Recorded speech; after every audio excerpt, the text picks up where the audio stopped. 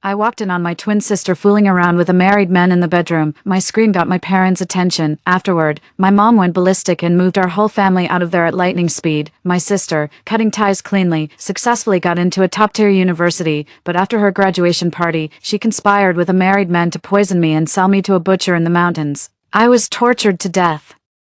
My body cut into 2,000 pieces and thrown into the sea to feed the fish. Given a second chance at life, I cautiously and discreetly closed the door. I stood outside the door, holding my breath, my body rigid. Suddenly, I felt my limbs go weak and a splitting headache. I instinctively touched my arms and legs. They were still there, but they were clearly, "I told you not to run, now I'm going to beat you to death," deep in the mountains. Chained up, there was no escape. 1. The hulking, deranged butcher, looking absolutely menacing, first hung me on a pig slaughtering rack and relentlessly punched and kicked me. Then he took a red-hot branding iron and pressed it hard against my skin, instantly making a sizzling sound. He then took a hammer and brutally struck my joints, collarbone, and ribs. Charred skin hung loosely over the broken bones. The prolonged beating had made my bones as brittle as rotten firewood. To prevent my escape, my feet were pierced through with long nails.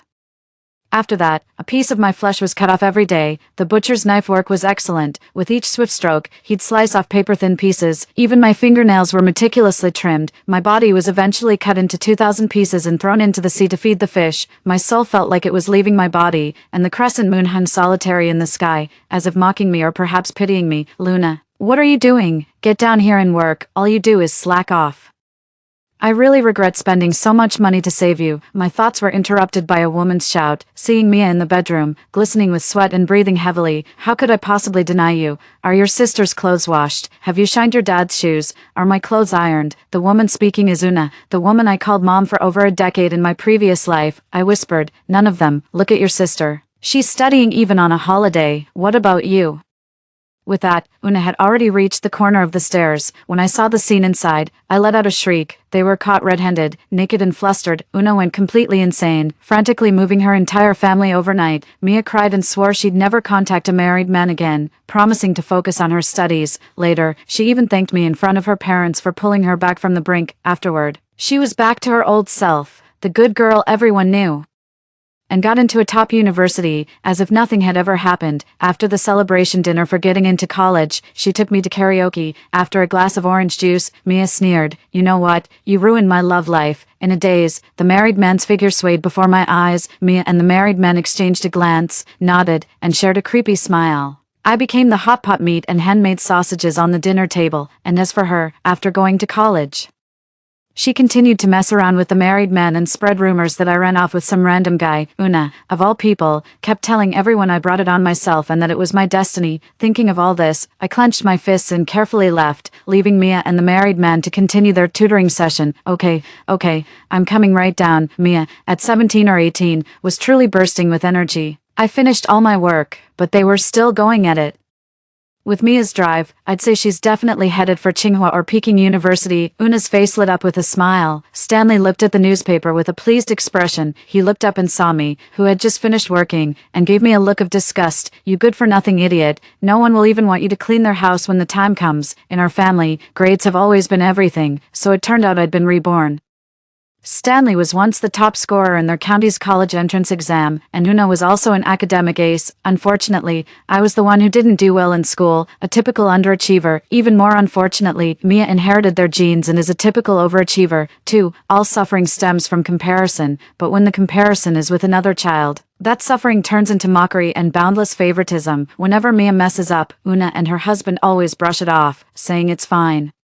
It's fine, as long as her grades are good. An elderly neighbor fell, and I helped them to the hospital. The neighbors wanted to send a banner to the school, and thinking it might earn some bonus points, they said it was Mia who took the elder to the hospital. "With your grades, even an extra 100 points wouldn't make a difference. Your sister, now she's a different story. Mia wanted to learn the guzheng, and they said, 'Mia, that child has such refined interests.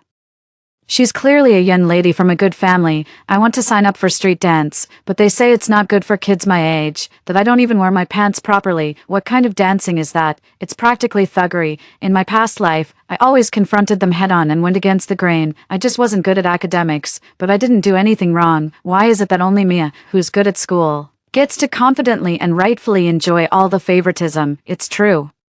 Those who are favored always take it for granted. This time, before they could even speak, I volunteered, "Mom, from now on, just let me do all the chores around the house. My sister is going to Tsinghua and Peking University. We can't let anything distract her." Una, who was about to continue scolding me, just pursed her lips when she heard what I said and coldly tossed out, "Everyone has their own destiny, so make the best of it." Oh, if only we had only Mia as our child, in my previous life.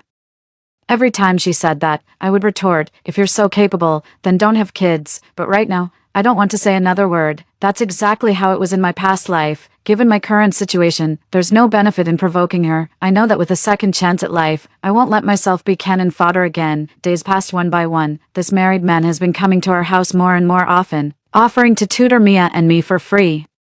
Even though I'm not the sharpest tool in the shed, I know there's no such thing as a free lunch. One time, he started getting handsy with me, and I was so scared I kicked him away. He just shrugged it off, saying, "Don't make a big deal out of it. Uncle just wants to play a game with you." Every single one of those so-called games he claimed to have played with her was clearly designed with gender-specific roles.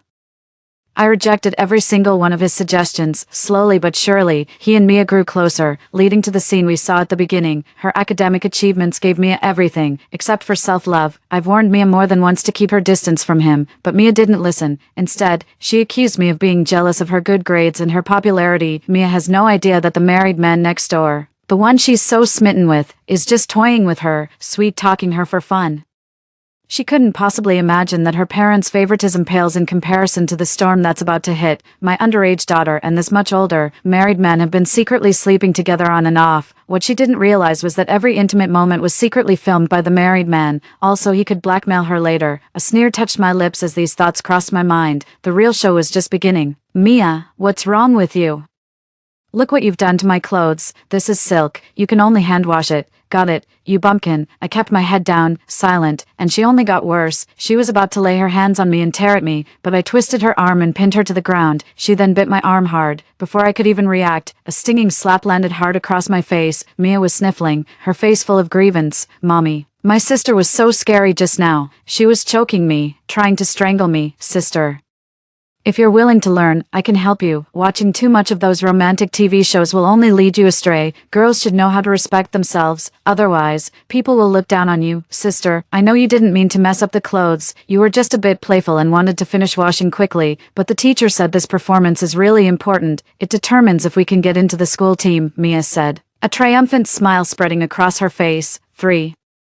Before she could finish, another harsh slap landed across my face. "You suicidal animal, you're truly vicious, so young and already so shameless. I'll beat you to death." As Una spoke, she grabbed a can from the table and threw it at me. No matter what I said or did, all I got in return was either a hard kick or a heavy slap, along with flying ashtrays, toilet paper rolls, bowls, plates, slippers, brooms. In my past lives, I always confronted things head-on, only to end up dismembered and dying tragically in a foreign land. This life, my priority is to survive. Mia claimed she was participating in the performance to win an award, but in reality, it was just so the married man could see her at her most beautiful. A woman adorns herself for the one who appreciates her. I get it. I secretly glanced at the furious Una, knowing it was time to put on an act. I dropped to my knees with a thud. "Mom, it's all my fault. Sis is the hope of our family, and her needs are the most important. I promise I won't watch TV anymore and I'll study hard. Here's some money I earned from my part-time job. Please buy Sis a new dress. I won't sign up for hip-hop classes anymore either. All the money I earned from my part-time job will go to Sis. I'll do all the chores at home. You and Dad work so hard, taking care of both Sis and me." Una was stunned. After all,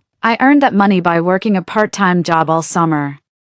I've always wanted to use that money to sign up for a street dance class. In her previous life, Mia got everything she wanted from the Una couple. As for me, I can only achieve my dreams by working part-time. In my past life, whenever they showed favoritism, I'd only blame myself for not studying hard enough and bringing shame upon them. If we hadn't saved you back then, we would have bought a house downtown. We shouldn't have saved you. With just your sister, we'd be living the good life now.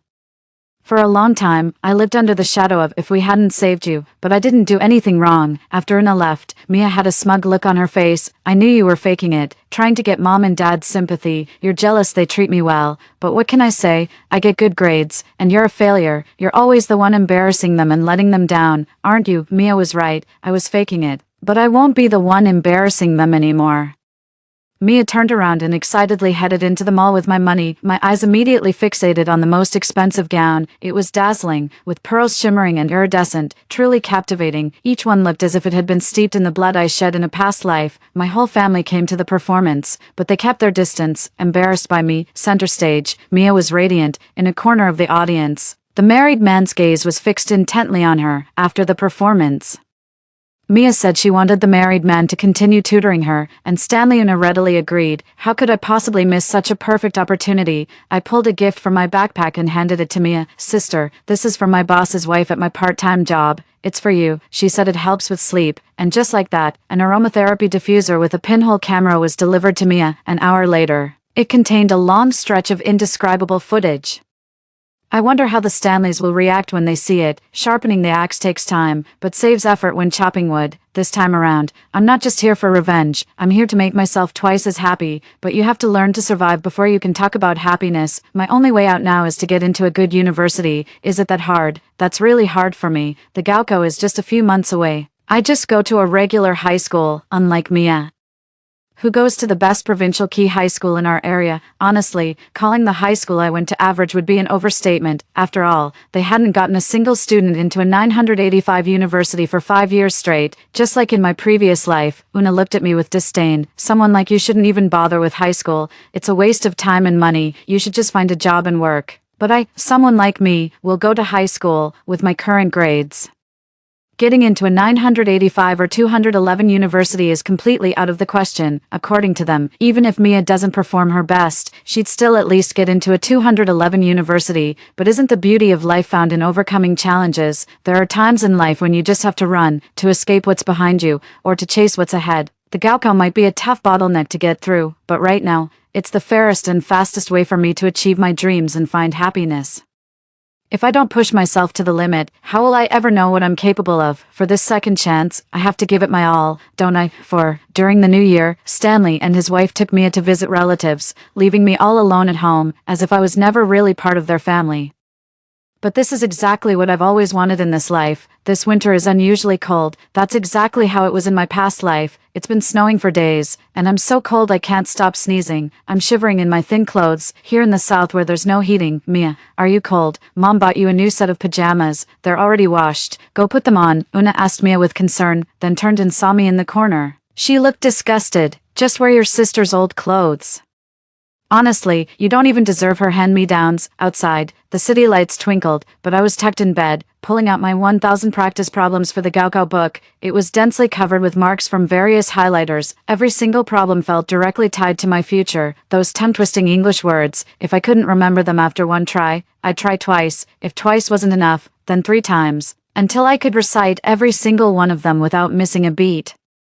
In my previous life, math was the hardest subject for me. All those permutations, combinations, and functions, they now feel like the most beautiful melodies in this life. All I need is patience and practice, and it will transform into the most beautiful melody. If there's something I can't remember, I'll just jot it down, cut it into a small slip of paper, tuck it into my pocket, and sneak a peek whenever I need to. In my past life, I thought they disliked me because my grades weren't good enough.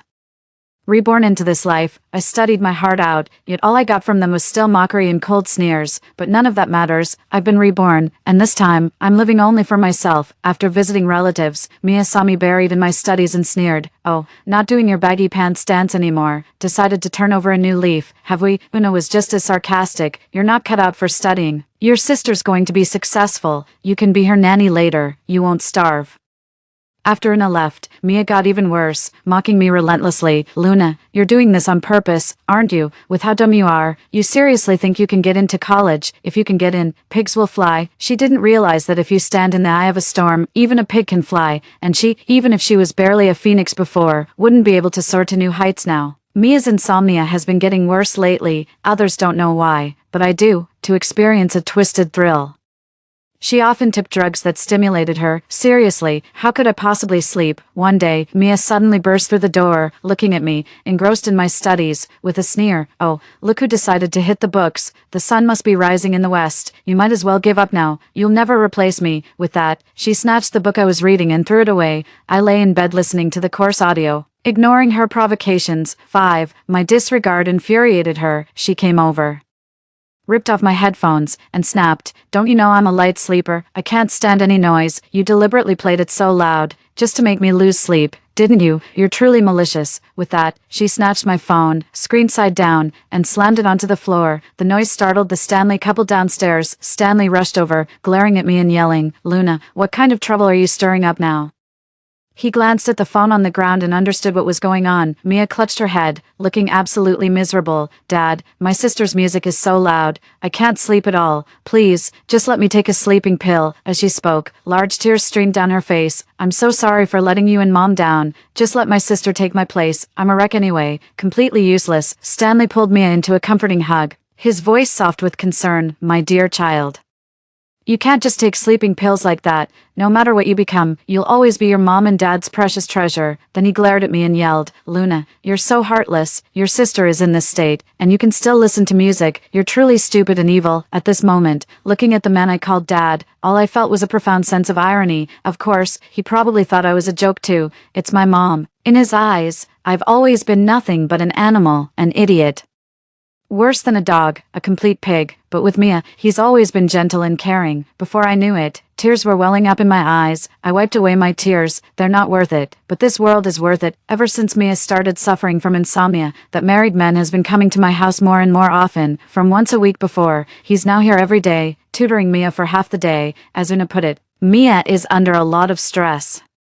So she wanted Teacher One to talk to her and help her relax. You can't walk by the river all the time and not get your shoes wet, but these shoes got wet way too fast. After a while, Mia suddenly fell ill. This time, she wasn't insomniac. Instead, she started to become excessively sleepy. She also experienced unexplained nausea, vomiting, and fatigue from time to time. When Mia gets sick, I'm always the first one to suffer the consequences. That's just typical of Stanley and his wife.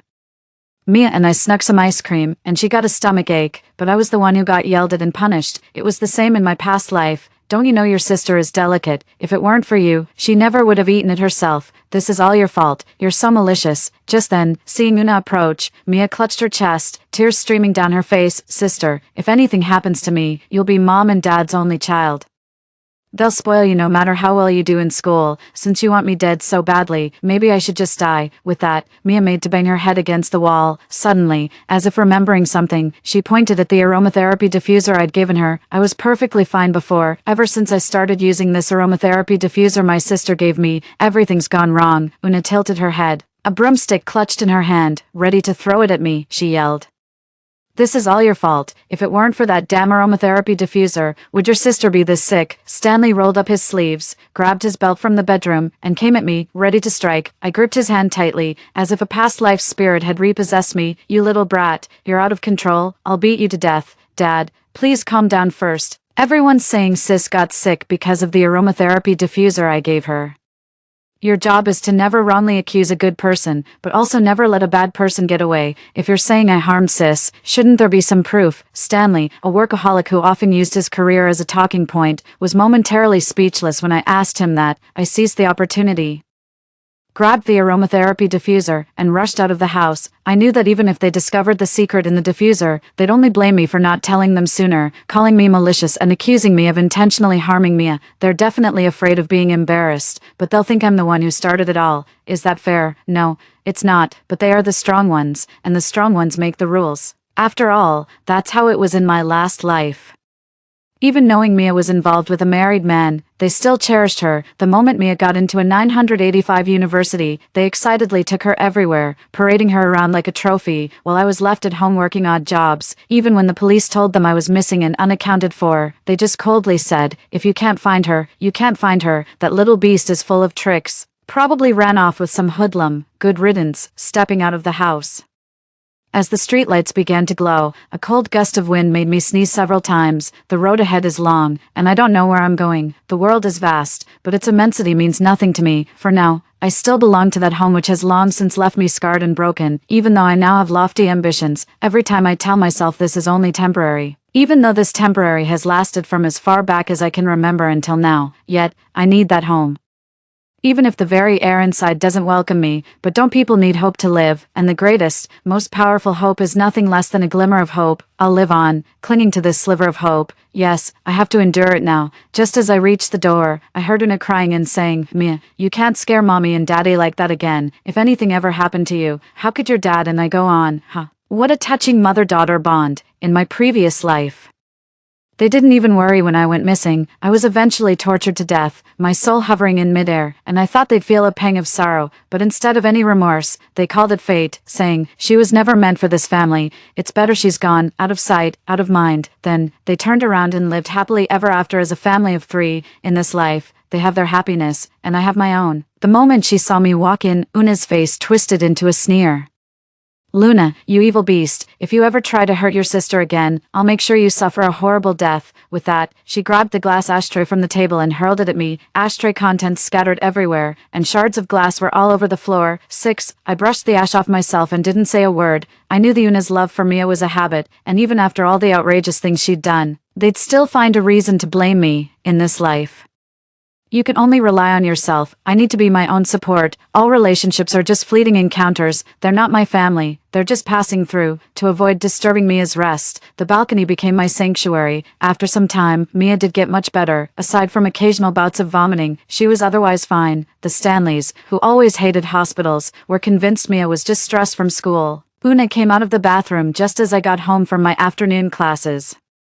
She looked at me and whispered, Luna, have you missed your period this month? Mia stammered, trying to change the subject. Oh, you poor thing, studying so hard every day. It's messing with your hormones. Mom will make you something delicious to nourish your body. Mia, it's great that you're so driven, but you can't overdo it. Your health is the most important thing. With your grades, you could get into a top university with your eyes closed. So don't put so much pressure on yourself. Stanley's face was etched with attention. I'd never seen him direct at me before. Exactly. If anything ever happened to you, your dad and I wouldn't be able to go on. Una's eyes were red and swollen from crying. When Mia coughed a few times, they reacted as if facing a formidable enemy. One started boiling rock sugar pear soup, while the other brought over a basin of foot water. At midnight, Mia said she wanted Odin.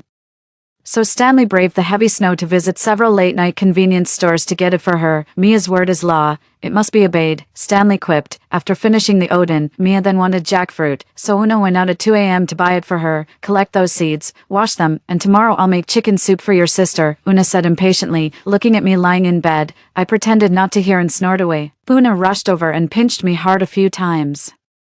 Are you really asleep or just faking it? Get up now. Then one day, Mia suddenly woke up at 3 a.m., holding a kitchen knife and yelling at me, get out of this house right now. Just looking at you gives me a headache. This time, the Stanleys were terrified. They enrolled me in boarding school as soon as dawn broke. For me, how could this not be a blessing in disguise? After lights out in the dorm, I'd run to the hallway and balcony to watch. Classmates kept passing by, giving me strange looks.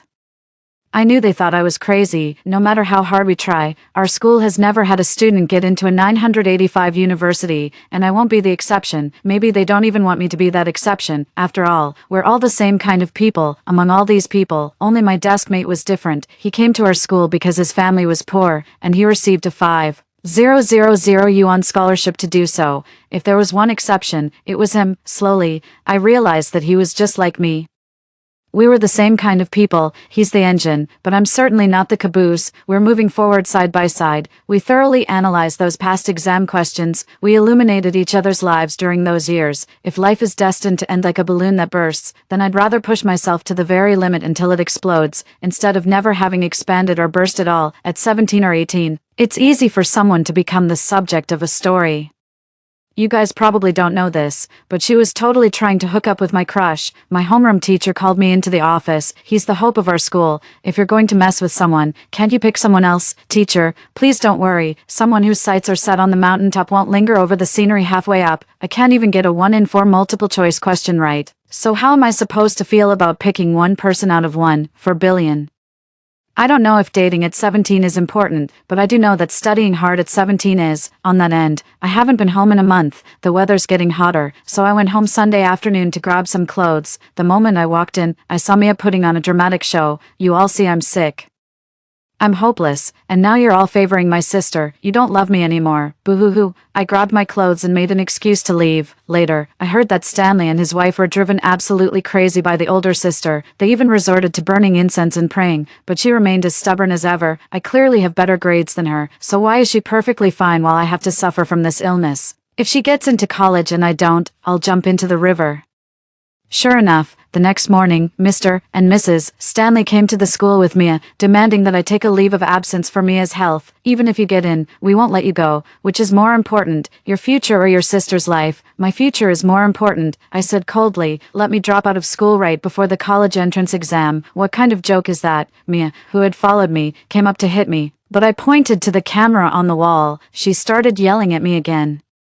Spewing those vile, unrepeatable curses, she yelled at me so much that I hid in the bathroom, and she frantically followed. I grabbed her by the hair and slapped her face repeatedly. Sorry, no cameras here. She came to her senses and lunged at me, but I just smirked and told her to check WeChat. I just sent you an action movie. You'll love it. She was stunned speechless after seeing the video. 7. Luna. You actually plotted against me, living this life again. I understood the importance of striking first, and I also knew what her Achilles heel would be. If she keeps bothering me, I know it'll be really hard for me to do well on the college entrance exam. Her face was ashen, and she stammered, You already knew about me and teacher Wine, didn't you? I crossed my arms, a slight smirk playing on my lips. Shouldn't you be more concerned about whether I'm going to send this video to your parents or post it online? She was terrified. Ignoring her white dress, she dropped to her knees in front of me, her voice trembling and tearful. Luna, we're sisters. Please don't tell anyone. If you agree, I'll do anything you want. She really knows how to humble herself, but I don't need that. Just stop with the sob stories and pretending to be pathetic, and no more nonsense about me not being allowed to take exams, and I'll let this slide. She nodded vigorously, but I still caught the glint of shrewdness in her eyes. I knew she was just playing for time, but then, aren't we all? Mia has been much more cooperative since she found out what I have on her. I don't have to deal with toxic people, and my study efficiency is really high. In the latest mock exam, I scored an unprecedented 625 points. With this score, getting into a 211 university should be no problem. It's another weekend. And Mia has stopped throwing up and is eating a lot more. This, of course, made the Stanleys very happy. The Stanleys, who always avoided doctors, thought they were right again, that Mia was just stressed from school. After all, she wasn't throwing up anymore, she was sleeping better, and she could drink more than half a pot of Una's spare rib soup by herself. All that was left for me were the gnawed bones on the table and the scallions and ginger in the soup. Even though Mia's appetite had improved, she was still experiencing endocrine imbalance. After dinner, Una whispered to Mia, "Still no period this month." Mia shook her head. I don't know if Una was naive or just trusted my sister too much, but she always thought it was just a hormonal imbalance, and honestly, they'd never in a million years believe their precious daughter was pregnant, but whether they believed it or not, they had to. Finally, 2 months before the college entrance exam, she went to the hospital. The reason is Mia's been gaining a lot of weight, especially around her belly. Why are you only showing up now?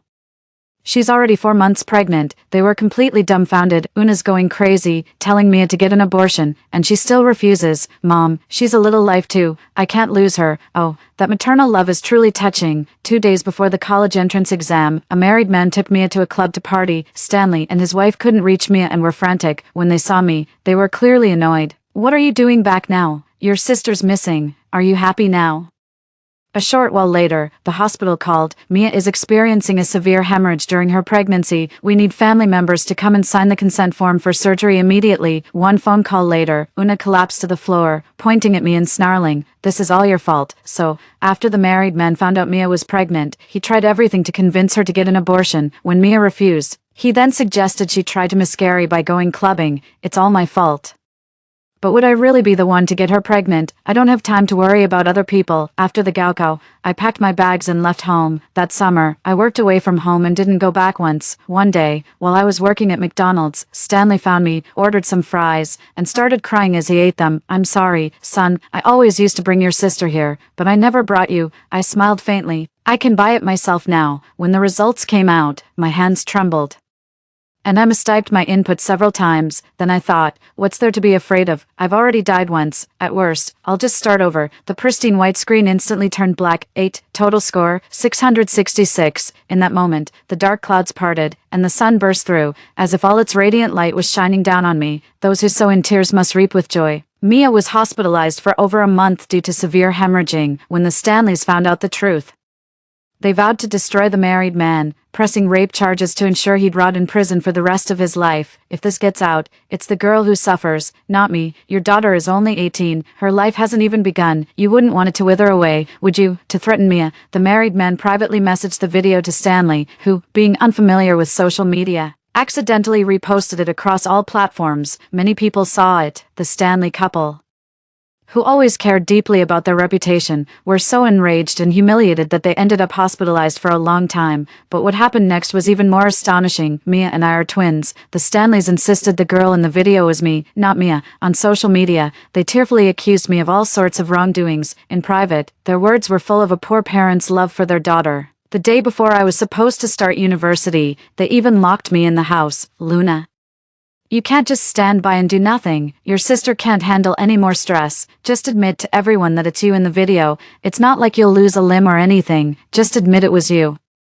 And I'll let you report for duty tomorrow. My lips twitched slightly, and I let out a cold laugh. After today, I'm starting a new life. Why would I drag myself into an abyss of no return for people I don't even care about? Or maybe it's because they never saw me as a person either. I muttered to myself. Maybe I was never meant to be alive. The two of them, incoherent and menacing, stared blankly at me. You little brat. You've really gone too far, cursing your own mother. I'll beat you to death today. I deliberately provoked them again. Go ahead and kill me if you dare. Wouldn't that make you happy? Then you can just say I was too ashamed to live and killed myself. They exchanged a look. I could already imagine the misery that was about to befall me. Una was first. She grabbed my hair with one hand and slapped me repeatedly with the other. Stanley stood by, rolling up his sleeves, clearly itching for a fight. Just then, the doorbell rang. Open up. We're the police. That's right, I'm the one who called them. To defeat an enemy, you often have to take some hits yourself. But this is already the best solution I could come up with. Looking at my swollen face, the broken pots and pans on the floor, and the recording of our conversation from earlier, there's no doubt this is abuse and abandonment, but it's still not enough. The knives and scissors found on the ground aren't just about abuse. They suggest a clear intent to murder. Especially that chilling phrase, all right, I'll kill you now to prevent any future trouble. That alone is irrefutable proof of premeditated murder. Without a doubt, a long prison sentence awaits them. In my spare time, I wrote a novel based on my own experiences and put it online. I never expected so many people to follow it. What surprised me even more was that it actually generated a decent income. Everyone was buzzing about it, saying all sorts of things. Wow, is this really her biological mom?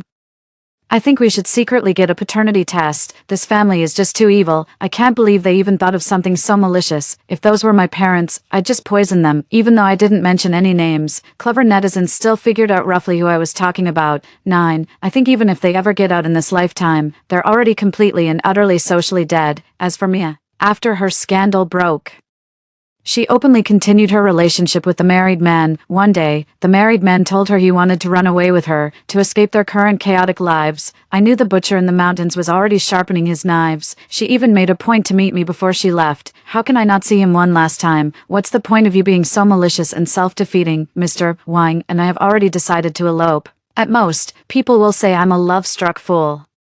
But you'll just become the vicious ingrate who even harms their own parents and family in other people's eyes. I scratched my head, looking helpless. So what do we do? How about I just say sorry to you guys? She was furious. Do you think getting into university makes you so great? A malicious, scheming woman like you will never find love in this lifetime. I let out a cold laugh. So, you're happy now, are you? A smug look spread across her face, as if to say, of course I am.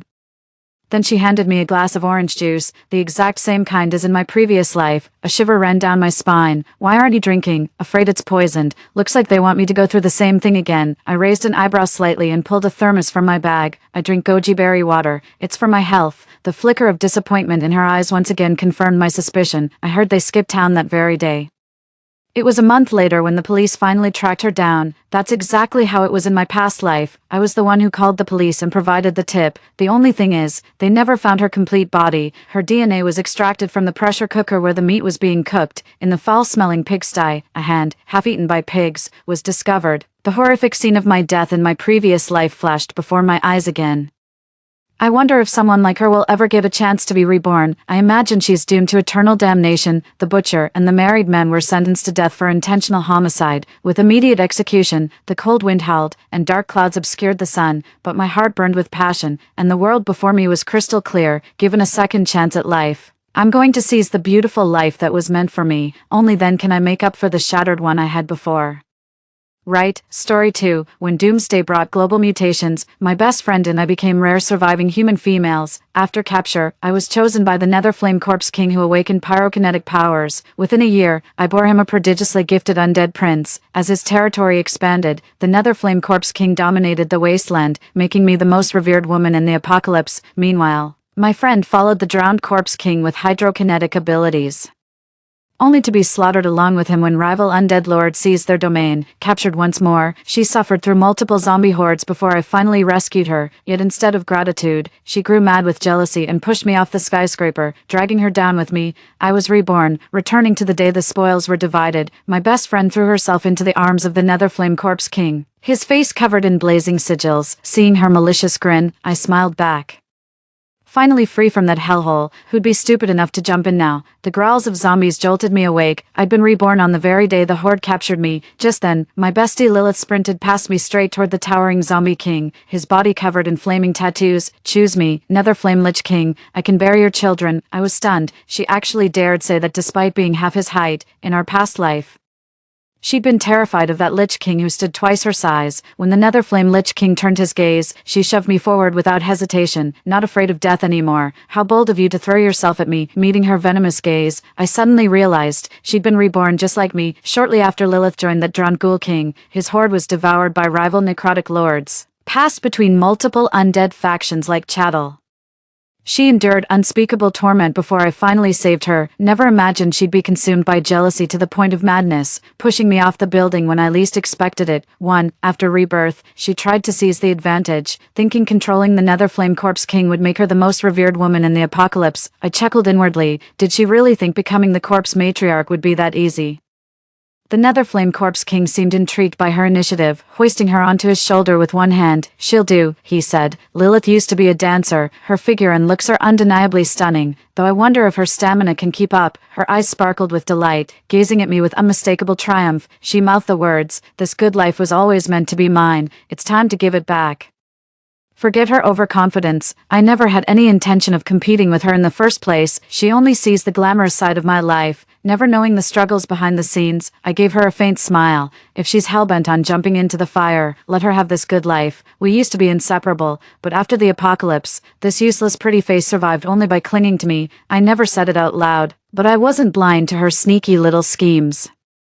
Always skimping on my share of food, then pushing me to the front when zombies attack, using my karate skills as an excuse. You can take hits, fight back, and protect yourself. With all our family gone in this apocalypse, only we remain. That's why I've endured it all. She reaps the benefits of my protection while secretly seething with envy and scheming. Now she's even trying to steal my chance at survival. Wanting me to die in her place, she actually gestured to the drowned Corpse King, saying, "I've got another friend named Lunaire, healthy and fertile. Choose her instead." Her eyes burned with desperation, practically willing me to suffer everything she'd endured. The moment she pushed me down those stairs, any bond between us was already dead and gone. I rolled my eyes and chose his second-in-command before the Corpse King could speak. "Can I go with the deputy boss instead?" The Corpse King was all brawn and no brains, ugly as sin with a body like a lump of iron.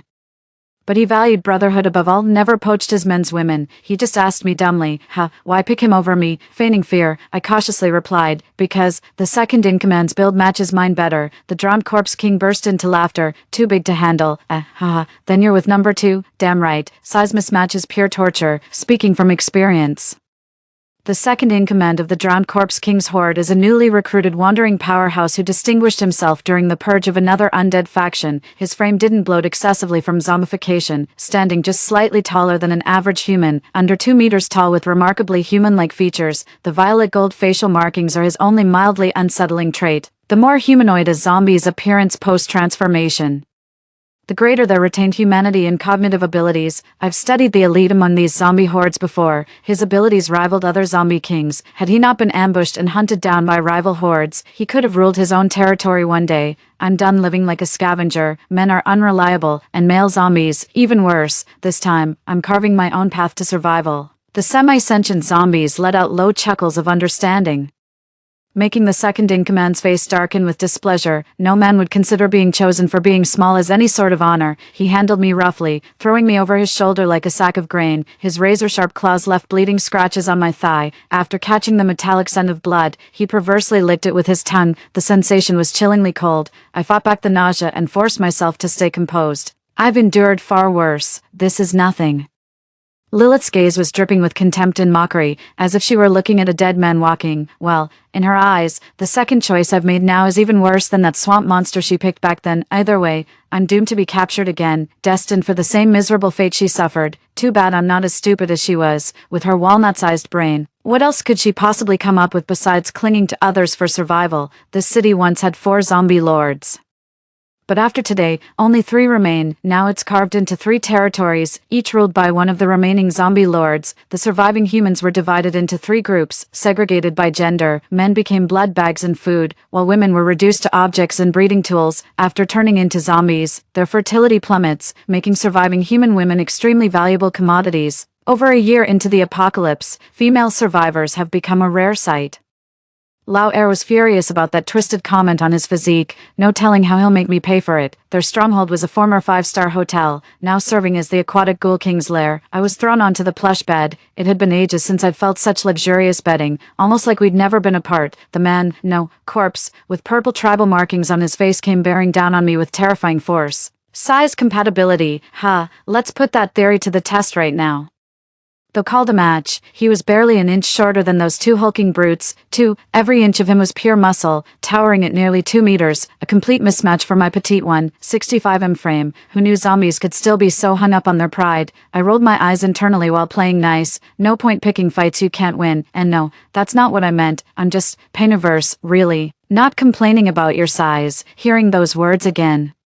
Second brother gritted his teeth so hard I thought they'd shatter, glaring at me like he wanted to devour me alive, and then he actually sank his teeth into my shoulder. I froze in terror. I'd been certain they needed me as breeding stock, never imagined he'd dare use his fangs. Scratches won't turn you, but a bite, that's guaranteed zombification. Female zombies are hard to come by, but living human women are even rarer. Just as I thought I'd turn into a brain-dead little zombie, he suddenly released his bite. Only faint tooth marks remained on my shoulder, the skin unbroken. Then he gritted his teeth and spat my name with pure venom. Lunaire, even in the apocalypse, that mouth of yours never shuts up. I don't recall ever telling him my name, even as the leader of the survivor squad. I'm not famous enough to be recognized by every zombie in the horde. Those piercingly cold eyes met mine, and the strikingly handsome face with its ascetic charm overlapped with the second-in-command standing before me.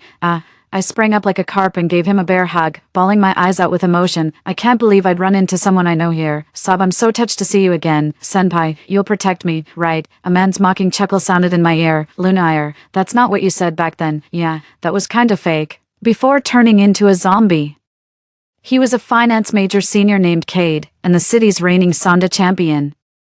I used to brag that I could knock out a scrawny guy like Cade with one punch, even claimed he looked weak, wouldn't take him if he was handed to me on a silver platter. Truth is, it was sour grapes. He'd rejected my confession and humiliated me. At this very moment, I'm utterly ashamed of my past despicable behavior, thought I had it all figured out, only to pick my worst enemy. We couldn't stand each other when we were human. What kind of mercy can I expect now that I'm a zombie in his hands? Well, I never got to sleep with him before, not exactly a loss now, that's what I thought, but the truth is he despises me. Even if I were the last woman on earth, he'd still reject me. He smirked at my resigned expression before tossing me onto the ground. I need a maid. You'd better act like one, or you'll be my blood bag instead. Not exactly painful, but damn humiliating. Good thing I've got no pride left. Babysitter it is. Though before the apocalypse, there were rumors at school that he had a thing for Lilith. After the drowned corpse king fell later, the horde got wiped out. That's when I learned the second-in-command could have escaped alone, but he took the hits to save Lilith anyway, ended up sacrificing himself. It didn't make sense before, but now that I know the second-in-command is Cade, everything suddenly falls into place. First Lilith was with the drowned corpse king, no chance for him.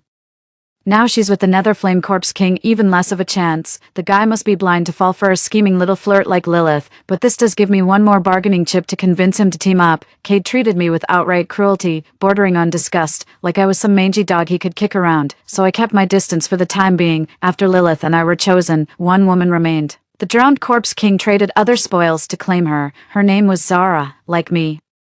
She practiced karate, we'd even shared a dorm room in college. If she hadn't been in our survivor group, I'd have been done in by that deadweight Lilith ages ago. Truth be told, that's exactly why I picked the second in command, pure self-interest. With the Drowned King's power now surpassing the other zombie lord, if I side with the lieutenant, he'll definitely demand another woman. That way both Zara and I can stay in this horde, with one more reliable ally watching our backs.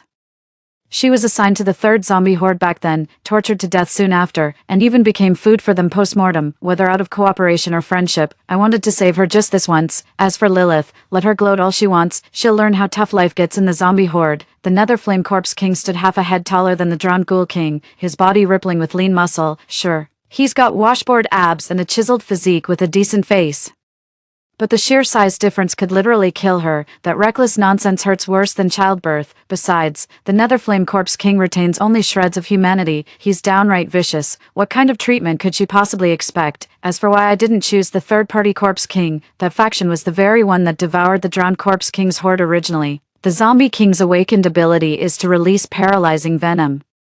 It fights purely through ambushes, ruthless and sneaky, but actually quite weak. Eventually it got overrun by other zombie hordes. There are numerous zombie hordes in the surrounding areas beyond the city. Honestly, that venomous bastard's appearance was truly hideous. Its corpse green coloration looked like moldy seaweed, with his triangular head, beady eyes, and feral nature. Zara didn't last more than a few days in his hands. When Lilith later fell into his clutches, she suffered terribly too.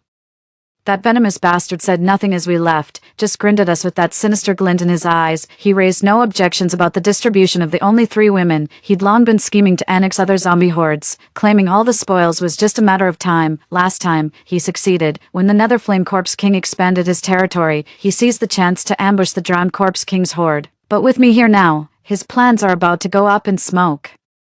The Drowned Corpse King wasn't entirely vile, simple-minded, really. All he wanted was offspring, and he treated Lilith decently back then. As long as Zara doesn't resist or provoke him, she'll be safe for now. After over a year in this apocalyptic world, we've shed all pride. Survival comes first. Zara got lucky. Her aunt's timely visit saved her from disaster, even as a zombie. The drowned man kept some shred of gentlemanly dignity when I told Zara that Cade was the second in command.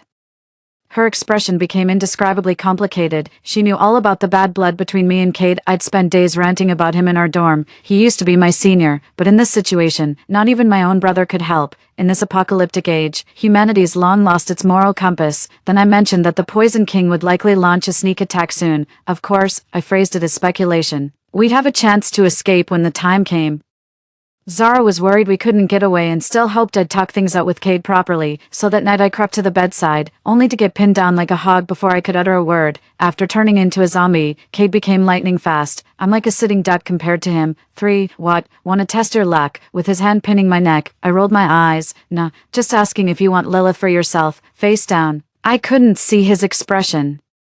There was a teasing edge to his voice. Go on. Seeing an opening, I quickly added, that venomous bastard might try a sneak attack soon. You could turn the tables on him. Once we take down his zombie horde to expand our forces, we'll annex the Nether Flame Corpse King's territory and reclaim Lilith. And with your competitive streak, you'd never settle for being second fiddle forever, right? He tightened his grip on my throat and growled. Say that again. I dare you. Fine.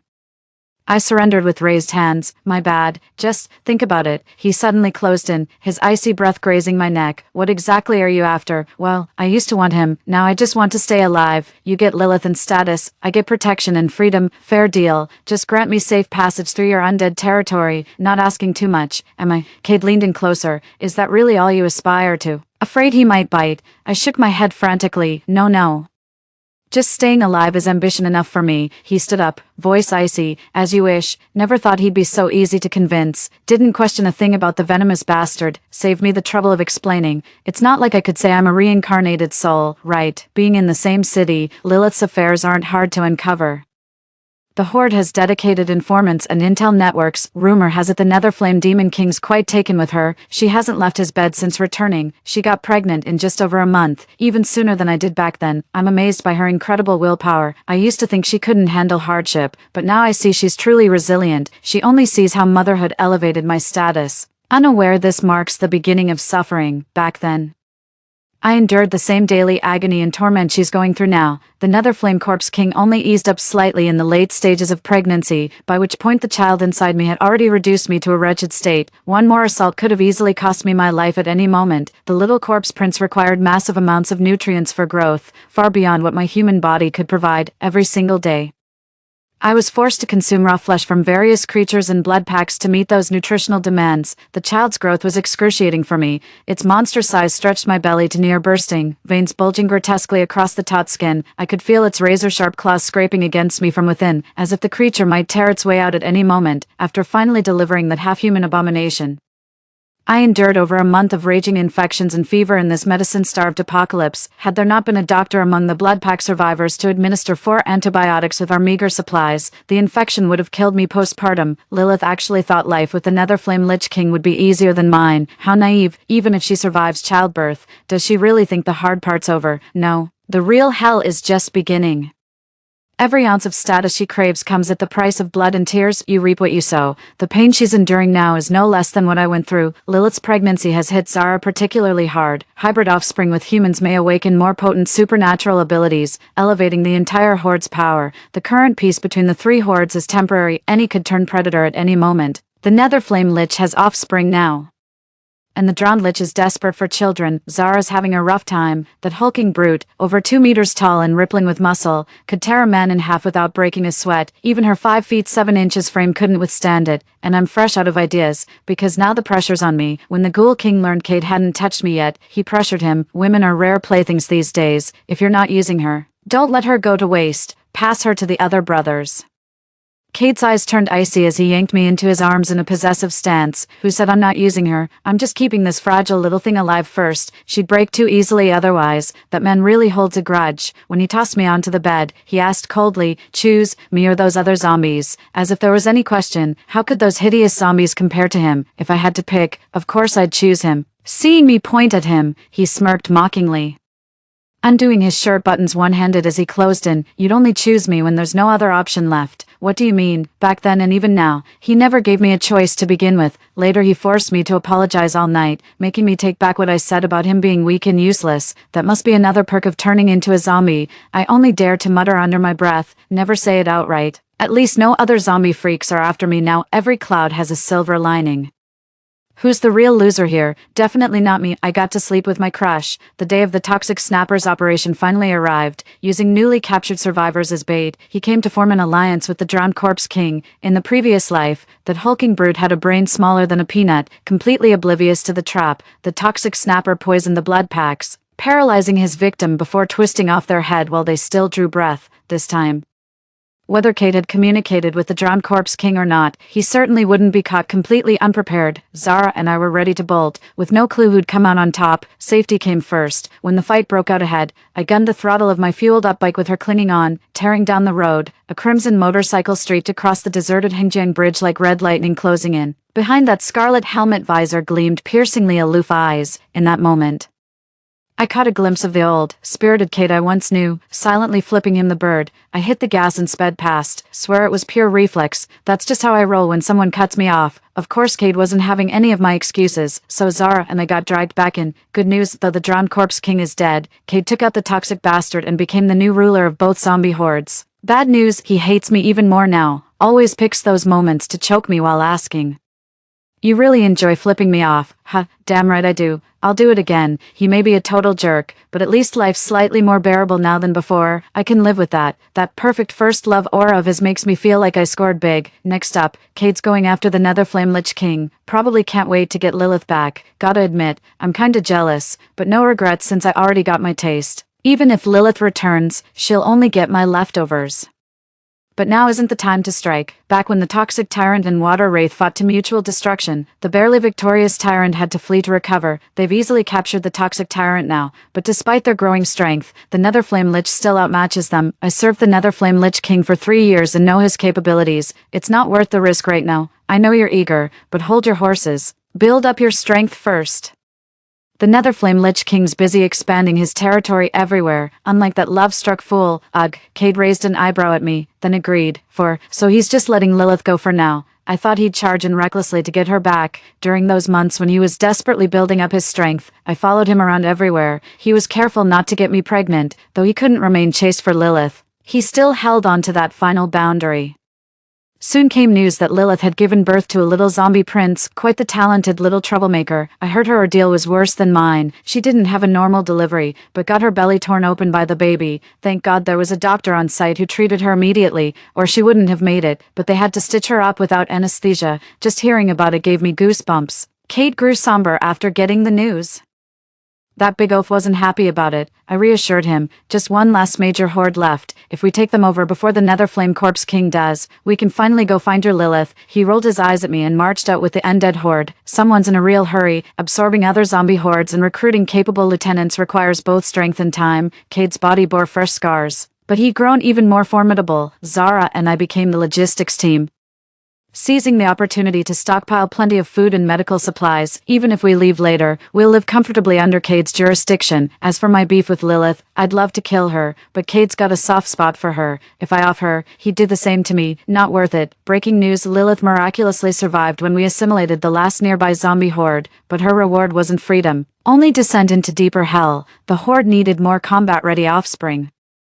So as a breeding vessel, she knew no rest. Producing one child every 3 years became a luxury. Now she's forced to deliver annually. While the Netherfire King was busy expanding his territory, his formidable subordinates would take over this duty. The child's parentage doesn't matter. Any being capable of bolstering the undead horde's strength will suffice. Thus Lilith, barely recovered from childbirth, found herself trapped in the cycle of bearing a second child. As for the father, any powerful warrior would do. Only then did she realize how foolish her choice had been. The glamour she once saw was built upon blood and tears, yet she refused to admit her mistake, blaming that stupid drowned Corpse King for being too dumb to survive. But she had to admit, those months following the drowned Corpse King were the best she'd had since the apocalypse began. What must torment her most is that while she's trapped in hell, I'm not suffering the miserable fate she envisioned.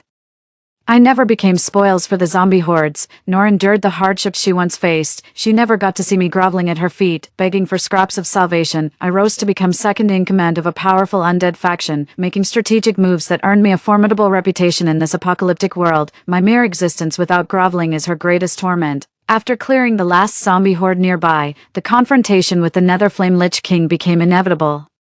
During our respite, I tended to Cade's self-healing wounds with mixed emotions. I'm ready to bolt. Watching him happy with Lilith is more than I can bear. Out of sight, out of mind. Sparing Lilith was my final indulgence toward that unattainable ideal. That night, Cade held me and whispered, "After we take down the last horde, let's have a child." In my dazed state, reality blurred with dreams, only to wake screaming from nightmares all night. The two factions finally clashed, with the Netherflame Corpse King wielding fire abilities that countered other undead lords. Flames can incinerate zombies, giving him a massive edge. He once burned down an entire city before settling here, but having followed him for so long, I know his weakness, that pale, slender neck of his. Once I accidentally scratched his neck with my nail, and he made me pay dearly for it. Never dared to try that again. The Netherflame Corpse King dominates with fire attacks at range, but up close, he's absolute trash, all brawn and no brains, can't throw a decent punch to save his life. Cade could exploit his hand-to-hand skills and speed to strike vital points. A simple twist was all it took to claim a Corpse King's head. The Netherflame Corpse King knew his weakness, always hiding behind undead hordes to cast fire. Several towering bodyguards flanked him, shielding against potential ambushes, even knowing his shortcomings and weaknesses. This mission remains exceptionally challenging. With unwavering determination, Cade strode into the horde of undead. I couldn't stop him from rushing toward others. "It stings a little." Zara gave my shoulder a comforting pat, her eyes brimming with sympathy. Even in the apocalypse, I'm still acting like a lovesick fool. Pathetic. From the skyscraper's height, I scanned the seething mass of gnashing undead below, searching for that one familiar silhouette, watching him inch through the zombie horde toward the Netherflame Lich's position. I fed him coordinates through the headset. Following my planned route, he deftly avoided numerous obstacles and silently flanked the enemy's rear, transforming into a white streak of lightning. He materialized above the Netherflame Lich King's head and decapitated his foe with a single lethal twist. Without the Lich King's control, the undead horde descended into chaos. Cade unleashed a soul-shaking roar that forced every zombie to bow in submission. He is the last king standing. We'll just beat the remaining troublemakers into submission, no big deal. Zara and I were busy gathering supplies and counting survivors. Gotta admit, the Nether Flame Lich King was loaded, his resources could last me a lifetime. Just grow some veggies, raise a few chickens and ducks, simple living at its finest. Oh, and I'm definitely taking that doctor with me, no more worrying about minor health issues. After locating the doctor, I spotted Lilith, disheveled, gaunt, and covered in bloodstains. The moment she saw me, nothing but pure hatred burned in her eyes. Lunire, how dare you? Why does fate always tip the scales in your favor? Why? I signaled 2 zombies to carry her away. She can't get what she desires, and I can't obtain what I envision. So who exactly is fate favoring? I gave her an indifferent glance. Perhaps you should ask yourself whether you're worthy of fate's blessings. Even with a winning hand, you'd still manage to screw it up. You deserve this outcome, it's what you've earned. She's never satisfied, never grateful, just pure malice in her heart. If only she'd treated me with basic decency, like Zara, working together honestly instead of backstabbing, she wouldn't have ended up like this. Lilith still shows no remorse, hurling curses all the way. Lunire, you wretched bitch, you won't fare any better than me. I'm crying, not because she yelled at me, but out of sheer frustration. Cade would rather be with trash like that than me. Unbelievable. I sent zombies to deliver Lilith to Cade, then packed up with Zara and left. We took the doctor with us and settled in a southern area with a farm, perfect for starting fresh. After a few days of settling in, we started preparing the land for vegetable planting and fenced off an area for poultry. 5. The doctor's name is Eli, a fair-skinned, handsome guy standing at 1.8 meters tall, with him around. The work became more efficient. Guess the old saying about mixed-gender teamwork really holds true. Just as expected, Cade turned out to be heartless. He didn't even bother checking in after being away for days. Now that Lilith's back, I guess this tool of a person doesn't matter anymore. After sulking for days, it finally dawned on me, humans and zombies just don't mix. We're not meant to be. Never expected him to show up out of the blue with Lilith in tow. A black SUV idled at the farm gate, with Lilith in a pristine white dress. None of her former dishevelment remained. It may look intact on the surface, but it's rotten to the core. She leaned closer to Cade with a knowing smile. See, I told you she's already with another man. Let that bitch bark all she wants, I won't bother explaining. Aren't they together too? I'm a free woman now, without even an official title with Cade. Who cares who I'm with? I scowled in irritation. This is my turf. Cade wouldn't go back on his word, would he? Take your bitch and get lost. She makes me sick. Lilith's face twisted, her voice cracking. How dare you speak to me like that? Who the hell do you think you are? Without Cade's protection, you'd just be another zombie king's plaything. What's there to be smug about? I countered coolly. Funny how someone here had to be carried out after getting passed around. I only ever slept with your man. Her face turned ashen, and I felt absolutely delighted. Cade remained silent, his frown deepening by the second. Zara and Eli didn't dare make a sound. After all, humans nowadays had to tread carefully around their kind. Cade shot Eli a venomous glare. You abandoned me for him, I snapped. Come on. Even as the zombie king you can't just collect concubines. Your Lilith won't be happy about that. Who I'm with is none of your damn business. His gaze flickered to Lilith's adoring eyes fixed on Elena, then looked away in disgust. He pressed on. Just answer me, are you going to be with him? I fired back. Damn right I am. His face darkened as he strode up to Eli with a cold sneer, gripping his throat. Your man's about to die. Come back with me, and I'll spare him.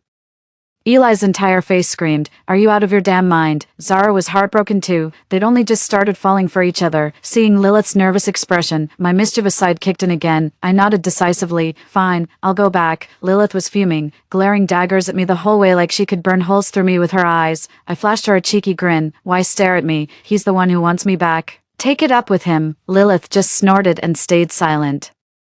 What a coward. After we returned, Cade abandoned Lilith and dragged me back to our old room, taking out his anger on me like some petty bully. Lunire, you've always hated me, and now seeing me like this makes you despise me even more, doesn't it? You'd choose anyone over me. Am I really that worthless in your eyes? I just can't accept it. I'm not even human anymore, and I refuse to act like one. I'll never let you go. Not in this lifetime. That didn't sit right with me. Wait.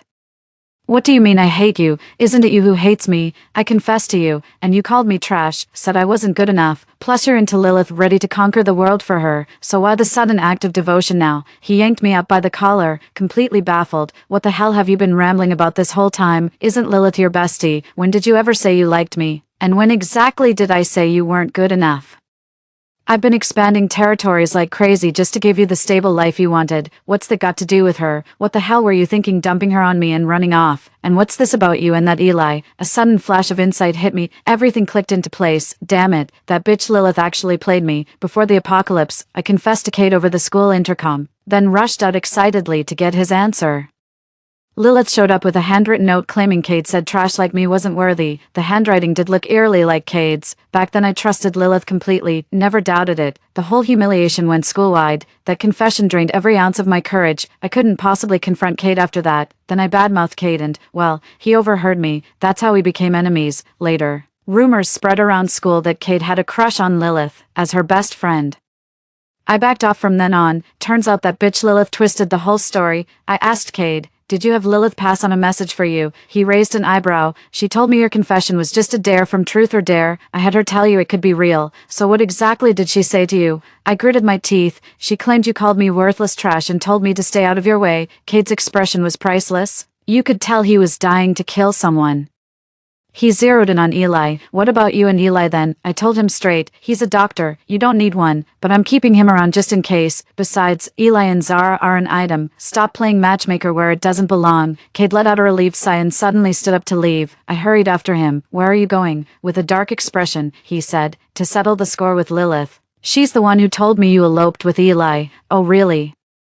Stabbing me in the back again and again. "I'll wring that little brat's neck." After searching everywhere only to find Lilith had fled, Cade's now scouring the globe for her, hellbent on settling the score. I called her a coward, but when I returned to my bedroom, there she stood, transformed into a zombie, grinning at me with that chilling smirk, those blue-white tribal markings on her face. She must have stolen and consumed the Corpse King's necrocrystal. Every awakened zombie with supernatural abilities carries a necrocrystal within its body. Swallowing it directly is extremely risky. You might literally explode from the inside out. Can't deny she's got all the luck. Why does every good thing fall into her lap? With a vicious snarl, she lunged at me. Die, Lunire. This time, she shoved me out the window again, but I made sure to drag her down with me. "Let's die together then. It's not like it's our first time anyway." I jabbed the dagger into her a few more times, something I'd been dying to do to her. Pity the damage wasn't more substantial. She froze for a split second before snapping back to reality, laughing wildly. "Great, you've reincarnated too, but this time I'm already a zombie. Can't die. You go ahead and perish in peace, Cade, and I will survive the apocalypse together. You'll never outmatch me." Her body turns water transparent, merging with anything unharmed. No fall could kill her. Damn it. I still lost. This is so frustrating. Watching my despairing expression, the malice on Lilith's face grew more pronounced. "You still don't get it, do you? In our past life, Cade died saving me. He loved me." I scoffed, exposing her lie. "Seriously, the only reason he risked his life to save you was because you were my friend. Stop living in your delusions." When the drowned Corpse King's horde was absorbed by the toxic tyrant, Cade risked his life to save Lilith simply because she and I used to be inseparable. Back then, Cade and I were constantly at odds over Lilith, with nothing but resentment between us, yet he still didn't abandon my friend in her time of need. Thankfully, we've finally cleared up this misunderstanding. 6. If I could do it all over again, I'd take that treacherous Lilith out first, but fate won't give me a second chance. It already gave me the best gift, Cade. A silver flash streaked across the sky, the resulting whirlwind sending Lilith flying. He caught me midair and landed steadily, his eyes filled with lingering fear. Lilith's eyes burned with venom as she dissolved into mist and lunged at us, then died together. "Like hell we will. That useless bimbo." Cade punched her back to solid form, and I immediately followed with a suplex. Lilith pulled a fruit knife and stabbed at me, but I twisted her wrist and slashed back with her own blade. Then he tightened his grip around her neck,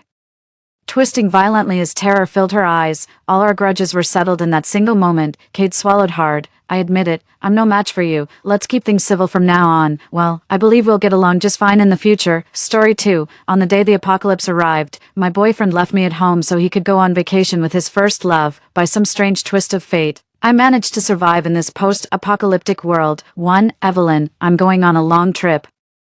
I've prepared food for you at home. Just stay here and wait for me to come back. I was lying on the sofa, binge-watching a drama when my boyfriend, who suddenly came home, startled me. Before I could even react, he put down bags and suitcases, rummaged through his luggage, and started packing things in a hurry. "What's the rush? Is the company sending you on a business trip again?" I asked, starting to help him pack his change of clothes. "No. Eleanor's back from abroad."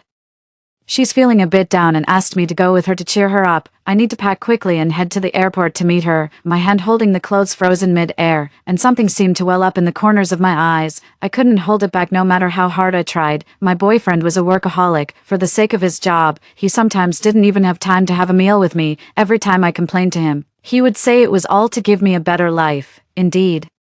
Because of this, my boyfriend was highly regarded by his superiors, and the company often assigned him business trips to other places. I originally thought that when my boyfriend came back this time, it was another leader sending him on a business trip, so I quickly helped him pack, but I never expected that he was in such a hurry because his first love had returned, and he couldn't wait to go and see her. My boyfriend and I met in college, after graduation.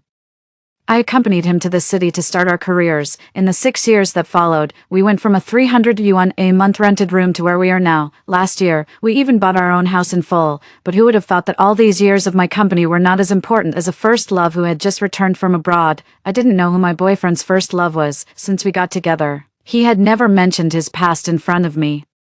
It was only when I attended his classmate reunion and someone talked about their high school days after getting drunk that I learned my boyfriend had a girlfriend in high school. After the college entrance examination, that girl went abroad to study, and my boyfriend gradually lost touch with her and got together with me. He always said he was too busy with work to even have time to eat with me. But as soon as his first love returned from abroad, he put down his work and went to her. Was 6 years of my company really worthless? Evelyn, she seems to have encountered something sad. Be a good girl. I'll go and stay with her. I'll be back soon. My boyfriend comforted me, gently stroking my hair, but I pushed his hand away in disgust. He often comforted me this way when I was sad in the past, but now, this gesture only made me feel nauseous. You can accompany your first love regardless of everything when she's sad, but what about me? I once had a high fever of 39 degrees and had to get in 4 drip alone in the hospital. I suddenly felt like I had been blind. I had wasted 6 years on such a scumbag, but the tears still couldn't stop falling. My boyfriend seemed not to notice that I was crying. He slammed the door and left, leaving me alone in the empty room. I sat alone by the bed, silently recalling the past. My boyfriend always said he loved me, but as soon as his first love came back from abroad, he ran to her without hesitation. Maybe they were already at the airport by now. Next, they might go to Shanghai or Sanya together, but my boyfriend had never taken me to these places. Every piece of decoration in the room was carefully selected by my boyfriend and me. He said he wanted to turn our little home into the most beautiful and cozy place in the world, but now, all the decorations in the room seemed like a joke. Too, just as I was feeling that my 6-year payout wasn't worth it. Strange noises started coming from the neighborhood one after another. At first, there were only a few, and I didn't pay much attention, but then the sounds got louder and more frequent, which immediately made me alert. The residential area where I lived wasn't a high-end one in the city. Besides the aunties who insisted on doing square dancing every night, I had never heard such chaotic noises before. But it wasn't the time for the aunties to do square dancing at noon. I realized something was wrong. It must be a couple arguing again. Despite my initial reluctance to get involved, my curiosity got the better of me, and I leaned against the window to look down. However, I overestimated my eyesight. I was on the 22nd floor, and I couldn't see clearly what was going on below with just my naked eyes. Fortunately, I remembered that I had once gotten a telescope for free on an online platform. Its quality wasn't great, but it could still be used to make do with. To not miss the show, I quickly found the telescope from the drawer and looked downstairs. Unlike what I had imagined, what greeted my eyes were bloody scenes. Blood was everywhere on the ground and the lawn. Many people seemed to have gone crazy, frantically attacking the people around them. A husband knocked his wife to the ground. I had seen these two before. They were very affectionate on weekdays and were regarded as a model couple in the neighborhood, but at this moment, the husband seemed possessed, biting his wife's body regardless of everything. No matter how much the wife shouted for help, he seemed not to hear her. In the corner, a neighbor I often greeted seemed to be gnawing on something. It wasn't until the neighbor turned around that I saw he was chewing on an arm. And the more terrifying thing was yet to come. A man without internal organs stood up from the ground and roared as he walked towards the trembling boy in the corner. The wife, whose neck had been bitten off and should have had no chance of survival, also slowly stood up at this moment. Even with my extremely strong psychological quality, I couldn't help but vomit up my breakfast after seeing these scenes. It was only when my mouth was filled with a bitter taste that the churning feeling in my stomach subsided a bit. I rinsed my mouth, slumped by the window, and took a long time to calm down, trying my best to accept the scenes in front of me. I gradually got used to it. What's going on? I turned my attention to the outside of the neighborhood. The situation outside seemed even worse than inside. The cars on the road were parked randomly. Many of them had crashed into each other. And there were man-eating monsters walking around everywhere. They would pounce on any living person they encountered. Zombies. The apocalypse has come. A strange thought popped into my mind, but I couldn't believe what I was seeing was real. I wondered if I was still in a nightmare and hadn't woken up. It wasn't until I pinched my thigh hard, and the excruciating pain shot through my brain, that I believed that everything in front of me wasn't a dream. The apocalypse had really arrived. It turned out that the sounds I heard earlier weren't from people arguing at all. Instead, they were a mixture of numerous screams and cries for help, which had misled me. But now, all of this didn't matter anymore. I locked the door of my house, tried to calm myself down, and thought about how the protagonists in apocalypse novels survived. Water, food, and daily necessities were essential. But now that I was trapped in the house and there were zombies everywhere outside, it was impossible to stock up on supplies. The only thing I could do was to store as much water as possible while the water supply was still on. I grabbed all the basins and jars at home, turned on the faucet, and started filling them with water. I even used the empty drink bottles. In short, I used anything that could hold water. Actually, I also wondered if the water contained the zombie virus. But I had used this water in the morning. If the virus really came from the water, I wouldn't be standing here unharmed. I could be sure that there was no zombie virus in the water for now, but after today, anything could happen. 3. After collecting water, while the power was still on, I charged all the things that could be charged, like my power banks, phone, and small table lamp. I had a lot of power banks at home. They were all ones I had borrowed from malls and supermarkets but forgotten to return, and I ended up having to buy them, little by little. When I took them all out and counted, there were actually 9 of them. If I used them sparingly when they were fully charged, they could last for more than 10 days. While charging the power banks and phone, I opened various video streaming apps, bought memberships, and started downloading movies and TV shows like crazy. There were a lot of TV shows I wanted to watch, but I had held back because of the expensive membership fees. If I had known the apocalypse was coming and that scumbag boyfriend would run off with his first love, I wouldn't have been so stingy. Now I must download all the TV shows and movies I want to watch during this time to avoid leaving more regrets in my already miserable life. As I watched one TV show after another enter the download list, I turned my attention to the room and looked around. This house was originally intended to be our wedding house. It had been less than a year since it was handed over. As soon as we got the keys, we decorated the house and reinforced the doors and windows. Although the quality of the doors and windows was far from that of explosion-proof doors and bullet-proof windows, it was much better than the shoddy ones provided by the developer. The floor was high, even without applying one-way film. Only a few residents in the neighborhood could see what was going on in the room. Unless someone forced their way in, it was relatively safe to stay in the room. Through my earlier observation of the zombies, I had gained some understanding of their habits. The zombies' hearing and sense of smell were indeed more developed than those of ordinary people. Even the slightest sound could agitate them, but their eyesight was relatively weak. Many zombies would walk into walls and not know to turn. I walked around the room several times and blocked all the places with poor sound insulation with towels, toilet paper, and some plastic materials left over from the decoration. Zombies were very sensitive to sound, and I didn't want to put myself in avoidable danger because of such details. After making all these preparations, I started taking stock of the supplies at home. I didn't lack water for the time being. As for food, since I didn't like takeout, I usually cooked at home and had the habit of stocking up on rice and vegetables. Coincidentally, a few days ago, there was a discount at the supermarket, so I bought a bag of rice, 2 bags of flour, as well as fish, shrimp, various meats, and vegetables. I filled the double-door refrigerator to the brim. The rice and flour were each 20 Gene, plus there was still some rice and flour left in the kitchen that hadn't been eaten. If I ate sparingly, it should last me a long time.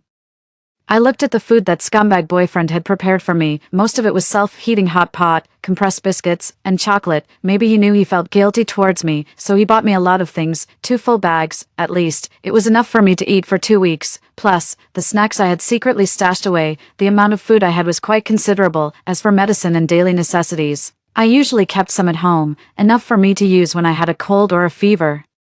The only problem now was that I didn't know when the power would go out. Without electricity, the food in the refrigerator would go bad quickly, and I couldn't use the induction cooker. There was still some gas in the gas tank at home, but I had used most of it for cooking, so there probably wasn't much left. Looking at the flour in the corner, I made a decision. I wanted to use the induction cooker to fry the flour while the power was still on. Firstly, fried flour could be stored for a long time. Secondly, I could add oil, salt, and some seasonings to the fried flour, so I wouldn't have trouble eating it when there was no other food. Eating fried flour with a sip of water, the experience of our predecessors, was just suitable for this situation. The total amount of flour at home was about 50 or 60 Gene. It took me 3 hours to fry it all. After sealing it well, I stored it away, At night, the whole city gradually quieted down. Only the occasional screams pierced the silent night sky. Like a flash in the pan, they quickly died away. I soon fell asleep. I was woken up several times by nightmares and screams, but then fell back into a drowsy sleep.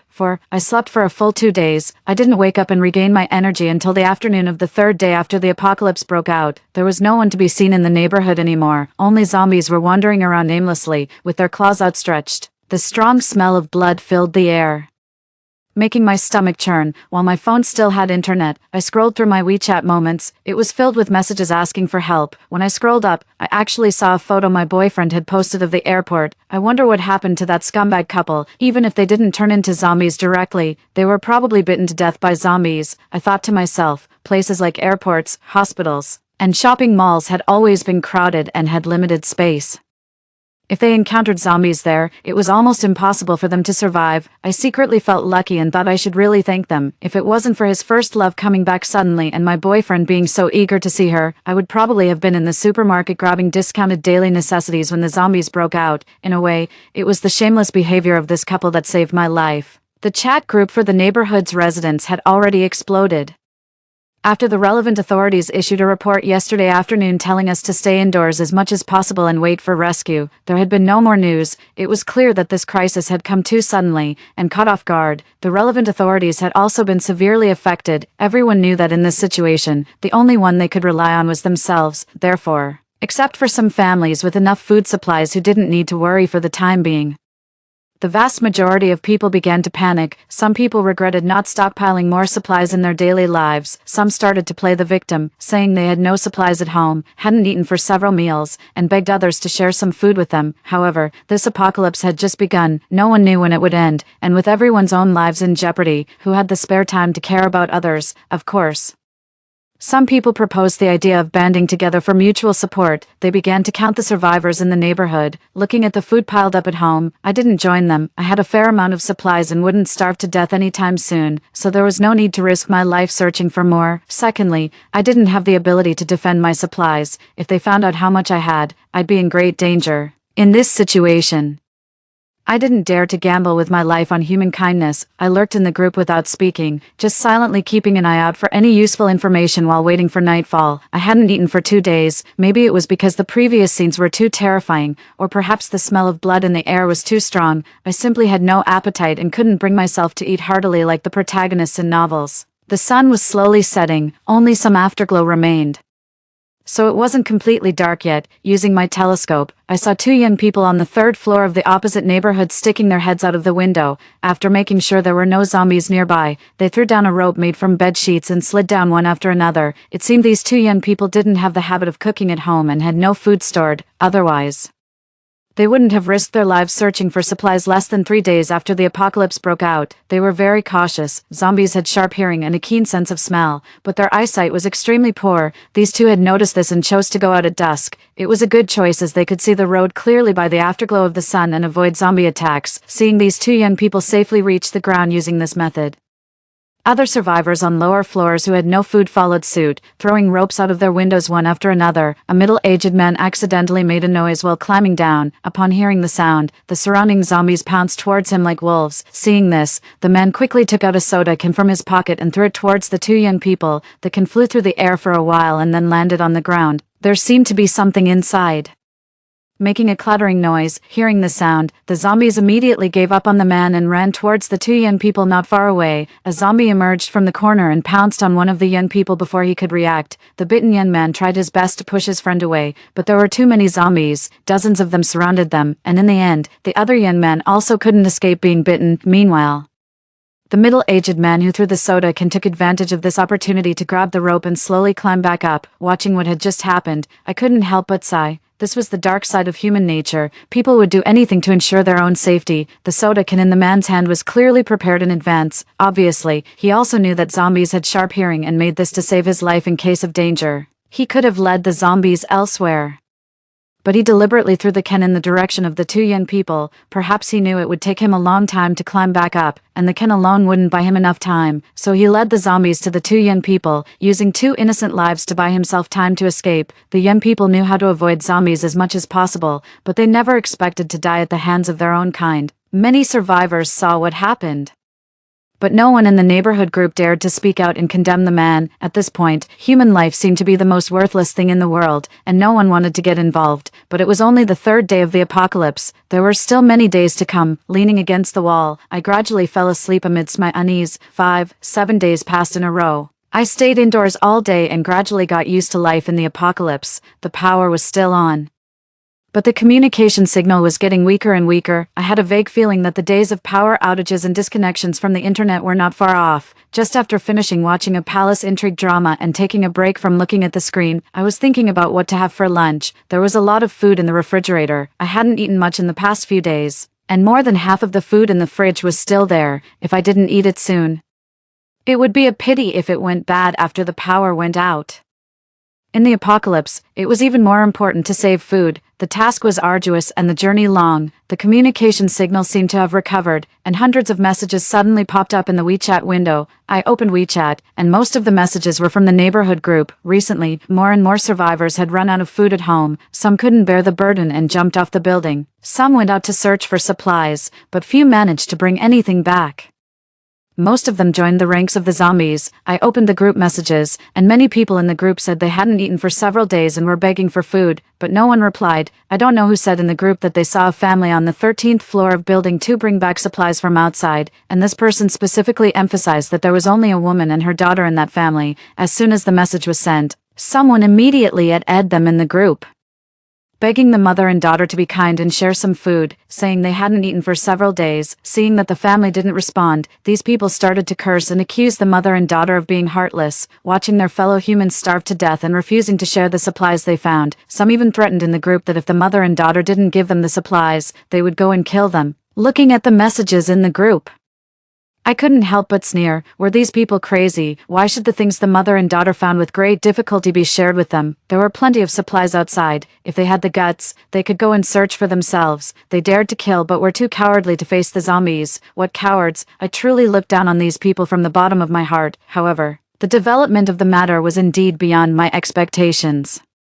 I don't know if the family was afraid of incurring public anger or was intimidated by the so-called killer brother who threatened to kill them. They actually replied, saying they were willing to share half of the supplies they found with him and asked killer brother to come and get them at 2 p.m. As soon as this was said, the people in the neighborhood group seemed to have grasped the weakness of the mother and daughter.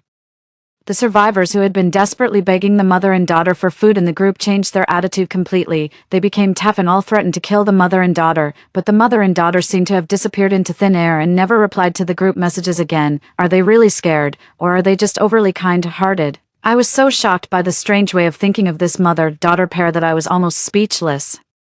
But I faintly felt that things were not as simple as they seemed on the surface. The fact that the mother and daughter dared to go out and search for supplies showed that they were not afraid of zombies. How could people who weren't afraid of zombies be easily intimidated by Killer Brother's words? Could they really be overly kind-hearted? In the apocalypse, overly kind-hearted people were usually the first to die. In a short period of time, countless possibilities flashed through my mind. Ignoring my plan to have a big meal, I quickly finished lunch and then quietly picked up the telescope and focused on the building opposite. I found the location of the family according to the information in the group. Through the window, I could see everything in their house clearly. Inside the room, a man with a scar on his face sat on the sofa, looking fierce, as if he was waiting for something. 6. Wasn't it supposed to be a mother and daughter? Why was there a man? Questions popped up in my mind again. At 2 p.m., the appointed time arrived. The scarf-faced man got up and opened the door. I thought it must be Killer Brother from the group coming to get the food. The scarf-faced man slowly opened the door. A middle-aged man stood suddenly in front of the door. He must be Killer Brother from the group. Just as the scarf-faced man invited Killer Brother in, a short man suddenly emerged from behind Killer Brother. He had been hiding behind Killer Brother. The moment the scarf-faced man opened the door, the two of them attacked together, trying to subdue the scarf-faced man. Although the scarf-faced man was young, strong, and burly, facing two adult men at the same time, he soon fell into a disadvantage. First pretend to be pitiful to attract people, and then kill and rob. Sure enough, people with overly kind hearts didn't end well in the apocalypse. Just as I was sighing about the fate of the scarf-faced man, the situation took a new turn.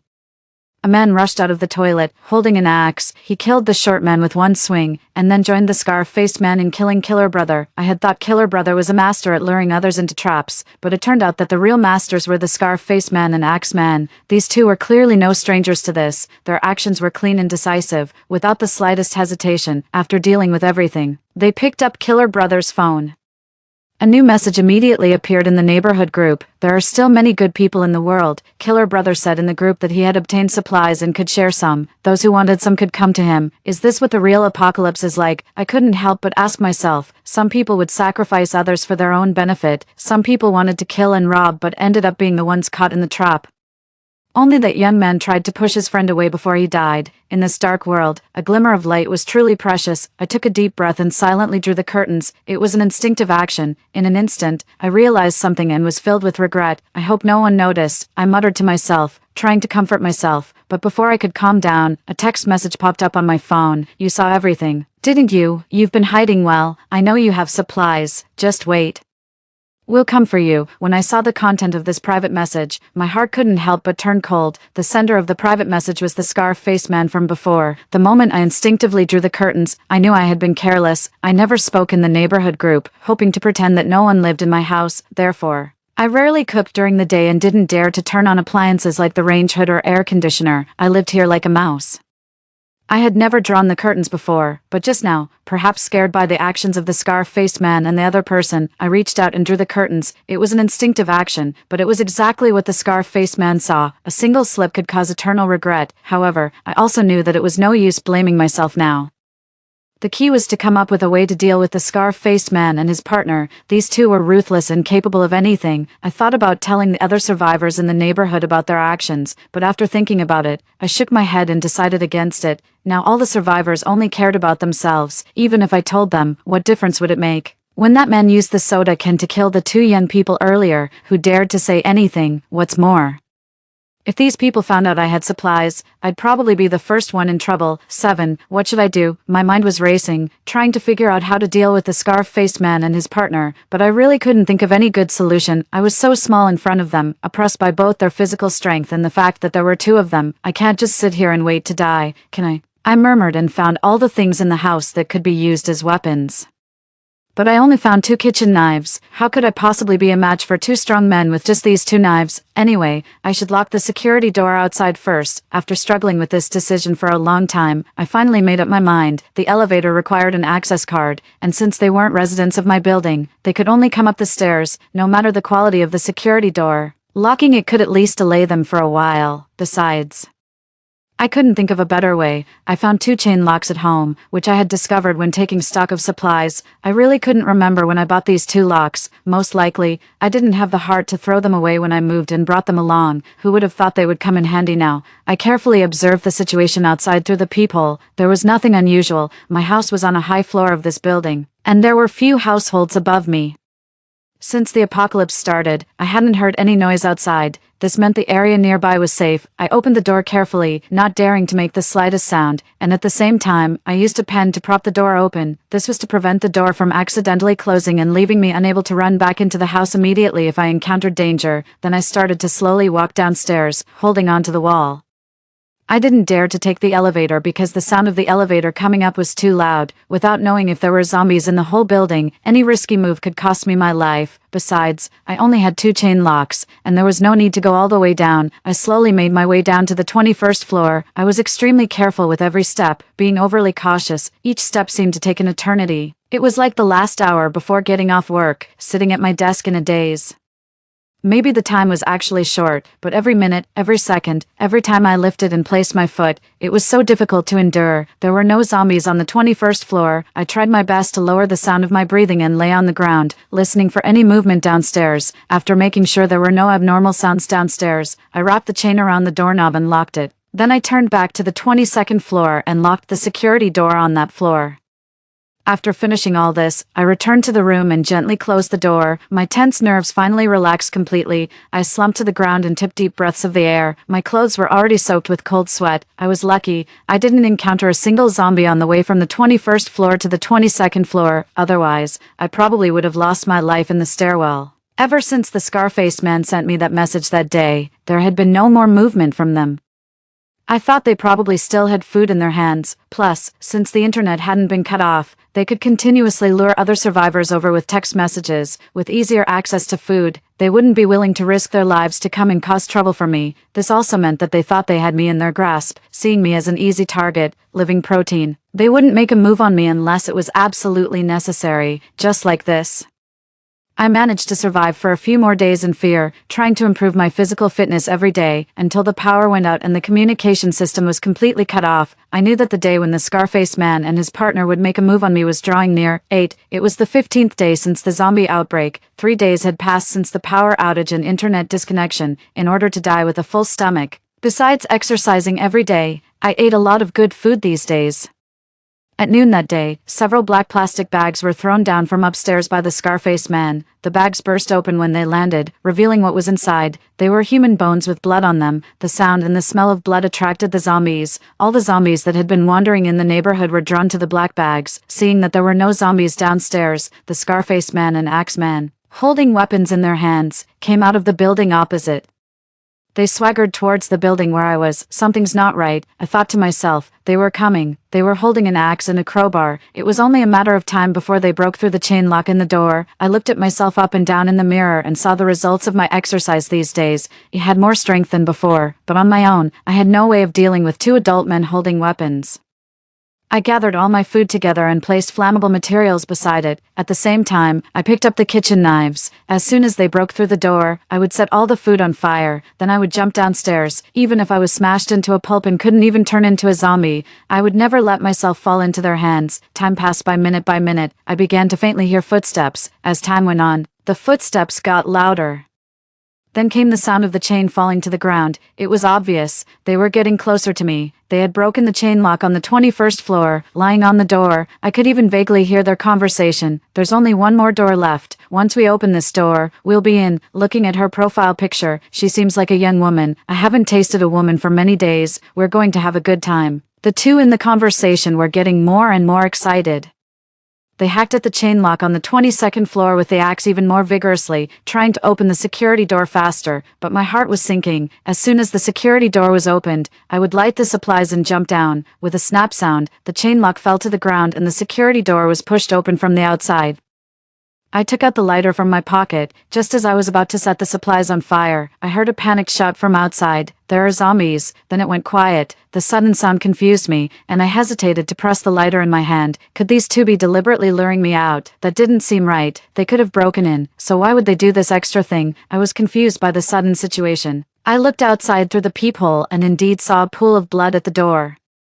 There were clearly no zombies in the corridor, so how were they attacked? Could it be that the sound of breaking the door was too loud and attracted the zombies downstairs? I had my doubts. The zombies in the neighborhood didn't seem to have come. Moreover, if the zombies had killed them, why wasn't there the sound of them eating the flesh and blood? Everything was too strange. It was so strange that I always felt something was not right. I didn't dare to go out and was too cautious.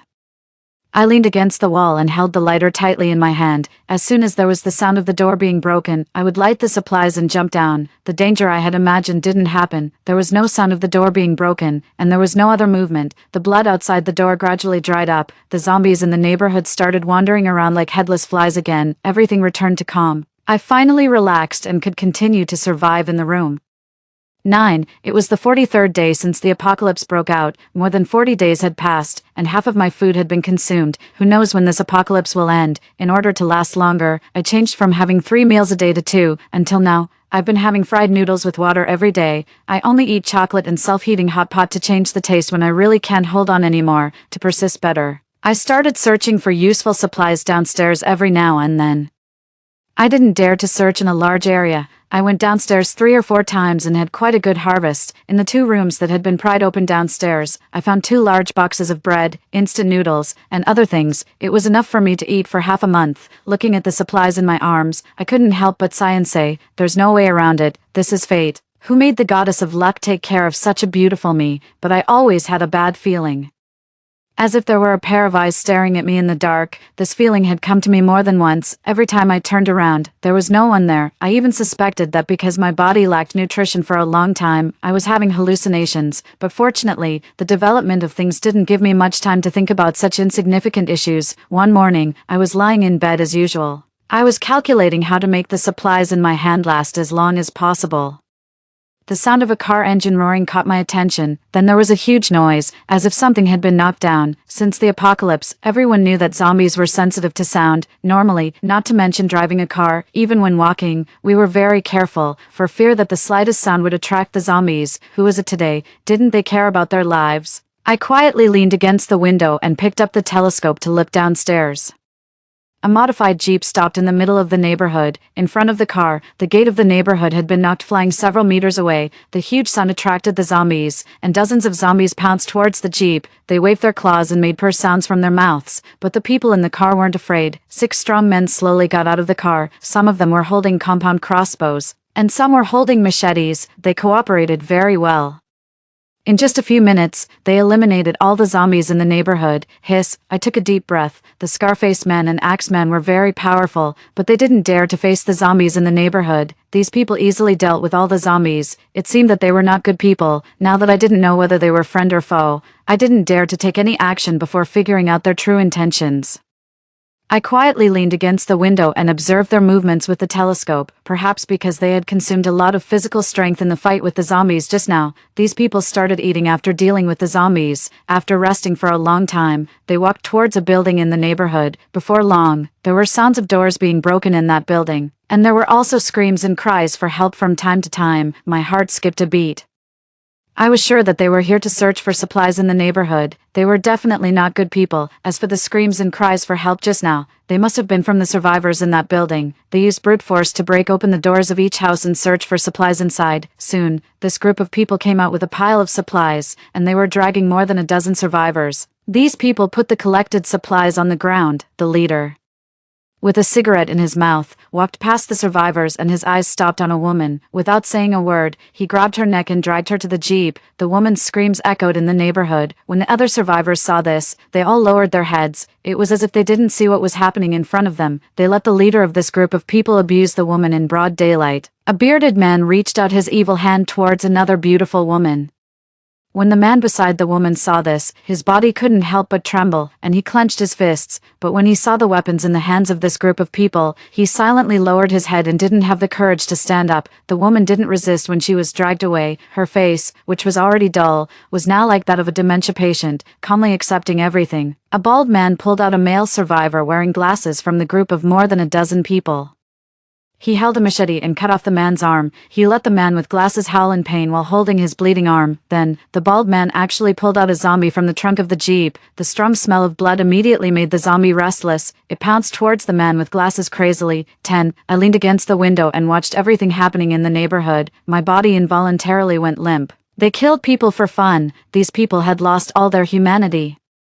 The afterglow of the sun slowly faded, and night fell, but the cries in the neighborhood didn't stop. My heart couldn't calm down for a long time. It wasn't until the second half of the night that the sounds gradually disappeared, and the neighborhood became quiet again.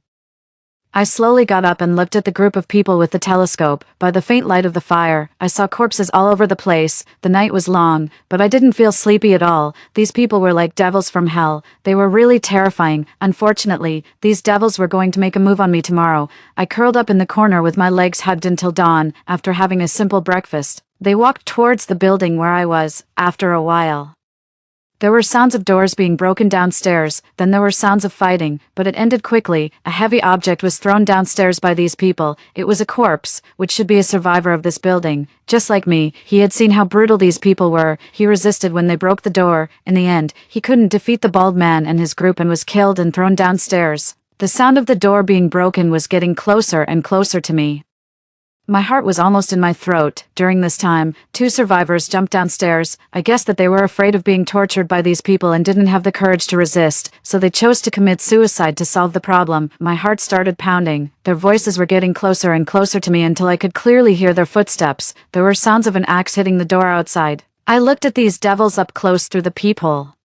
Just when I had no hope of surviving, a zombie suddenly rushed up from the stairwell. It pounced towards the bald man and his group, but they discovered it in advance and killed it with an axe. Then a second, a third, and more zombies appeared in front of these people. They rushed towards them like a tide, wave after wave. They were not afraid of death and kept coming. The bald man and his group were no match for these zombies. After resisting for a while, They were not into skeletons by the zombies. Among these zombies, I saw my boyfriend who had run away with his first love. Later, I learned everything from my boyfriend. He was reborn, but unfortunately, he was reborn 2 hours before the apocalypse. This time wasn't enough for him to make any preparations, and he couldn't even tell me about it completely. In order to protect my safety and prevent me from dying a tragic death like in the previous life, he decided to turn himself into a zombie.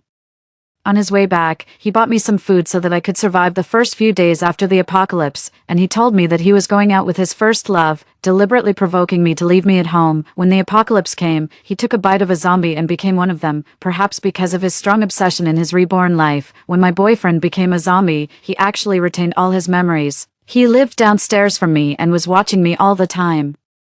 And he drove the zombies in the corridor away and solved the survivors who wanted to deal with me time and time again. This was the reason why there were no zombies in the building where I lived, and I could find a lot of supplies in other people's houses after going downstairs a few times. Since the bald man and his group died, there were no more survivors with bad intentions in the neighborhood. Under my boyfriend's protection, I simply lived a laid-back life in the apocalypse.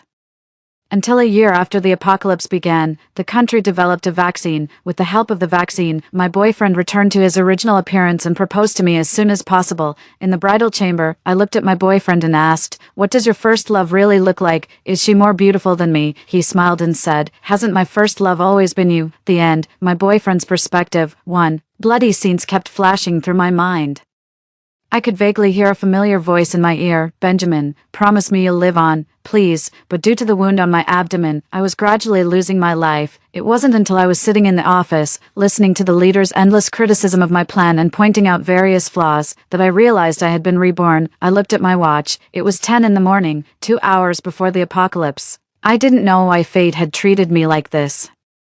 It gave me a chance to be reborn but only allowed me 2 hours. 2 hours was not enough to stockpile supplies, take Evelyn to a safe place, or even explain the situation clearly to her. In the last apocalypse, I was lucky enough to survive at the company. I sneaked back home under the cover of night and saw Evelyn, relying on the remaining food at home. We got through the initial days, but as time went on, our food supply dwindled, and I had to go out to search for supplies. Unfortunately, I encountered zombies on my way back. Evelyn sacrificed her life to lead the zombies away and save me, but soon after I managed to escape, I met a group of looters who specialized in robbing survivors of their supplies. I was killed while trying to protect the supplies that Evelyn had sacrificed her life for. Before I died, all I could think of was Evelyn's face and her words constantly echoing in my ears. I felt so guilty towards Evelyn in the last life.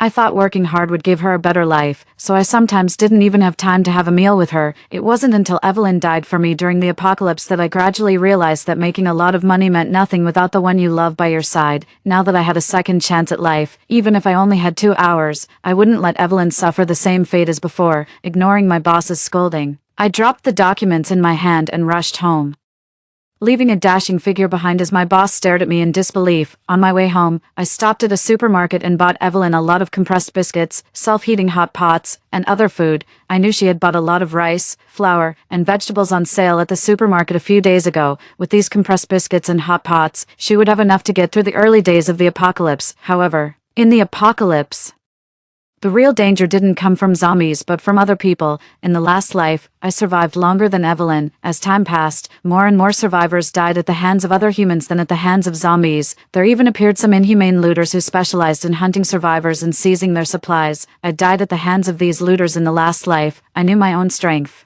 I didn't have the ability to protect Evelyn from those cruel and heartless looters. Therefore, I made a decision. I would turn myself into a zombie. Compared to humans, zombies felt no pain, and they were much stronger in terms of strength and sense of smell. As long as their heads weren't blown off, the looters couldn't kill me. Moreover, before I was killed in the last life, the relevant department had released a piece of news. Many elderly people who had taken the same antihypertensive drug retained some of their memories after mutating. I knew the name of that antihypertensive drug. Although I wasn't sure if the conscious zombies were due to taking this drug, I was willing to risk my life for Evelyn. I had a plan. After buying the antihypertensive drug, I went home with the food I bought for Evelyn at the supermarket. 2. I made up a lie. I told Evelyn that my first love had come back and that I was going on vacation with her. In fact, I didn't have a first love at all. Even the so-called girlfriend from high school was just a result of my friends' teasing. I was introverted and not good at expressing myself. I didn't know how to deal with my friends' teasing, so over time, that classmate, who wasn't even really my friend, became my so-called girlfriend and first love, but I had no real relationship with her. I knew this lie would make Evelyn very sad, but I had no choice. I knew Evelyn's personality well. If I told her I was going on a business trip, after the apocalypse broke out, she would risk her life to come and find me at the place where I was on a business trip. She would even bring me back if I became a zombie. Only by using this lie to make her give up on me could I prevent her from doing something stupid in the apocalypse. After hearing what I said, Evelyn believed me. I saw the tears welling up in her eyes, and my heart felt as if it was being cut by knives. The pain was even worse than when my abdomen was slashed. I couldn't help but hug Evelyn and stroke her hair, but she pushed me away. This was the first time I had been in close contact with her since I was reborn, and it was probably the last time. Tears streamed down my face. I tried desperately to hold them back, but they flowed out like a flood breaking through a dam. I could only wipe them away when Evelyn wasn't looking to avoid being discovered by her. I kept saying I'm sorry in my heart. I was afraid that if I stayed there any longer, I would break down and cry, so I forced myself to leave the room, leaving Evelyn crying alone. In fact, I didn't really leave. After leaving home, I hid in the emergency exit. I calculated the distance from home to the airport. When the time was right, I sent a picture of an airport I found online to make Evelyn think I had really gone to the airport. I kept watching Evelyn and the situation outside from the shadows, until the apocalypse came and Evelyn didn't come out. I finally felt relieved and started my plan, using the fact that zombies were sensitive to sound. I used a stone to attract a zombie that was missing half of its body and moved slowly. When the zombie came, I first subdued it with a rope, then, after taking a large amount of antihypertensive drugs, I bit the zombie's arm. Ugh, what does this zombie taste like? It's so disgusting. A foul smell hit my taste buds. Like pork that had been exposed in the sun for 7 or 8 days in the heat of summer. Just smelling the putrid smell made me want to vomit, but when I thought of how Evelyn had died a tragic death for me in the last life, I endured it and took a few more bites of the zombie's arm. The moment my teeth pierced the zombie's arm, a sharp pain shot through my head. My whole brain felt like it was splitting apart. The intense pain came in waves, knocking me unconscious. When I woke up again, 3 days had passed. Fortunately, I hadn't lost my memories. I clearly remembered every detail of my time with Evelyn. I even discovered that I could control the consciousness of zombies. When I saw the zombie that had killed Evelyn in the last life, I controlled 7 or 8 zombies to pounce on it. Normally, zombies didn't eat their own kind, but under my control, they quickly devoured the culprit. At the same time, I found that although I could control zombies, I could only control a maximum of 100 at a time. If the number exceeded this, I couldn't control the zombies completely, but this was enough. I had been worried that I might not be a match for those fierce looters on my own, but now with these zombies, I had a better chance of protecting Evelyn. I didn't know how Evelyn had been during the 3 days I was unconscious. After waking up and confirming that I still had my memories and the ability to control zombies, I went to the outside of Evelyn's room right away. I lay on the ground, using the keen hearing of zombies. I sensed Evelyn's movements and felt relieved. Then I controlled the zombies to go to the 23rd floor, locked them in, and forbade them from moving around. I crouched outside Evelyn's room every day to protect her. I didn't take good care of you in the last life. In this life, I will definitely protect you and won't let you get hurt at all. 3. Zombies were indeed strange creatures, completely inconsistent with the nature of carbon-based life forms. Not only were their senses of taste and hearing highly developed, but their bodies also seemed to defy the law of conservation of energy. They were like perpetual motion machines, able to go without food, water, or sleep without any problems, thanks to my tireless body. I monitored the entire building during the day to protect Evelyn and went out to search for supplies at night. I quietly placed the supplies in the houses on the floors below the 22nd floor. Once, Evelyn came downstairs. She took the chain locks I had bought years ago and carefully locked the security doors on the 21st and 22nd floors. She was extremely cautious with every step, afraid of attracting the attention of the zombies in the building. But she didn't know that all the zombies in the building had been controlled by me and moved to the 23rd floor. There were no zombies at all below the 23rd floor. Life was peaceful. As long as I could be with Evelyn, I was happy, until one day, a black plastic bag was thrown down from the opposite building. The strong smell of blood made even me feel restless. After finally controlling the zombies that obeyed me, I saw 2 men with iron bar and axes come to this building and start climbing up the stairs floor by floor. Although I had become a zombie, I didn't want to hurt people casually. It wasn't until I saw these 2 men violently break the chain lock on Evelyn's security door and try to push the door open that I realized they were going to harm my Evelyn. "How dare you touch my girl? You 2 are asking for trouble," I gurgled in zombie language. Perhaps these 2 were so focused on unlocking the door that they didn't notice me approaching from behind. It wasn't until I bit off the Scarface man's neck and the red blood splashed onto Axeman's face that Axeman saw me and shouted in horror, "Zombie," but it was too late. I didn't give Axeman any chance to run away. My sharp claws pierced through his body, crushed his internal organs, and then I dragged the two bodies out. This was the fate of those who dared to lay a hand on my Evelyn, however. Perhaps scared by the smell of blood at the door, Evelyn didn't make any move for several days. Just as I was considering whether to break in and find her, Evelyn slipped out of the door quietly, holding a kitchen knife. She was running low on supplies and came out this time to collect more while she still had some food left at home. I saw Evelyn holding a kitchen knife and going to a room downstairs. She pushed open the pried-open door, rummaged through the room, and found 2 large boxes of instant noodles and bread. These supplies would last her a long time when she was on her way back. She even sighed that she was so lucky to be able to find so many supplies so easily. Hearing her words, I couldn't help but think to myself, my silly girl, who would leave their supplies with the door pried open, waiting for you to come and get them. But seeing her happy, I couldn't help but smile as I followed her. Several times, Evelyn seemed to sense something and kept looking back as if searching for something. Fortunately, I was quick-witted and managed not to be discovered by her. I need to be more careful in the future, I thought. Then things took a turn. A group of people drove into the neighborhood. I recognized them immediately. They were the looters who had killed me in the last life. Seeing these looters easily take down 20 or 30 zombies in the neighborhood, I knew they were very powerful. I could control 100 zombies, but in such an open area as the neighborhood, 100 zombies might cause these looters heavy losses. But it was impossible to eliminate them completely. If I didn't get rid of them completely, I would be asking for trouble, as no one knew when they might come back for revenge, so I couldn't attack them rashly. I was waiting for an opportunity, in a narrow space, when they were completely off guard. That would be the time to get rid of these scumbags. As for the survivors who were humiliated and persecuted by the looters, I sneered, in the last life. When I was being chased by zombies on my way back from searching for supplies, they could have lured some of the zombies away to help me, but none of them did. This led to Evelyn's tragic death. In order to save me, the screams and cries echoed in the neighborhood until the second half of the night. I knew my Evelyn must have been too scared to sleep, but after tonight, none of these looters would survive while they were asleep. I controlled some zombies outside the neighborhood to come to the 23rd floor. Now the entire 23rd floor was filled with zombies. 100 zombies stood there under my control, like a well-disciplined army, ready to attack at any command. In the morning, after their wild night of revelry, the looters had completely let down their guard. They broke open the doors of each house one by one. When they reached the 22nd floor, I controlled 100 zombies to pounce on them, in the narrow space. They couldn't fully utilize the power of their weapons. At first, they could handle the zombies easily, but as more and more zombies came, they ran out of strength and were quickly gnawed into skeletons by the zombies. Just then, the door opened, and a familiar face appeared in front of me. Just like on the day the apocalypse began, Evelyn's tears streamed down her face, and she hugged me without hesitation.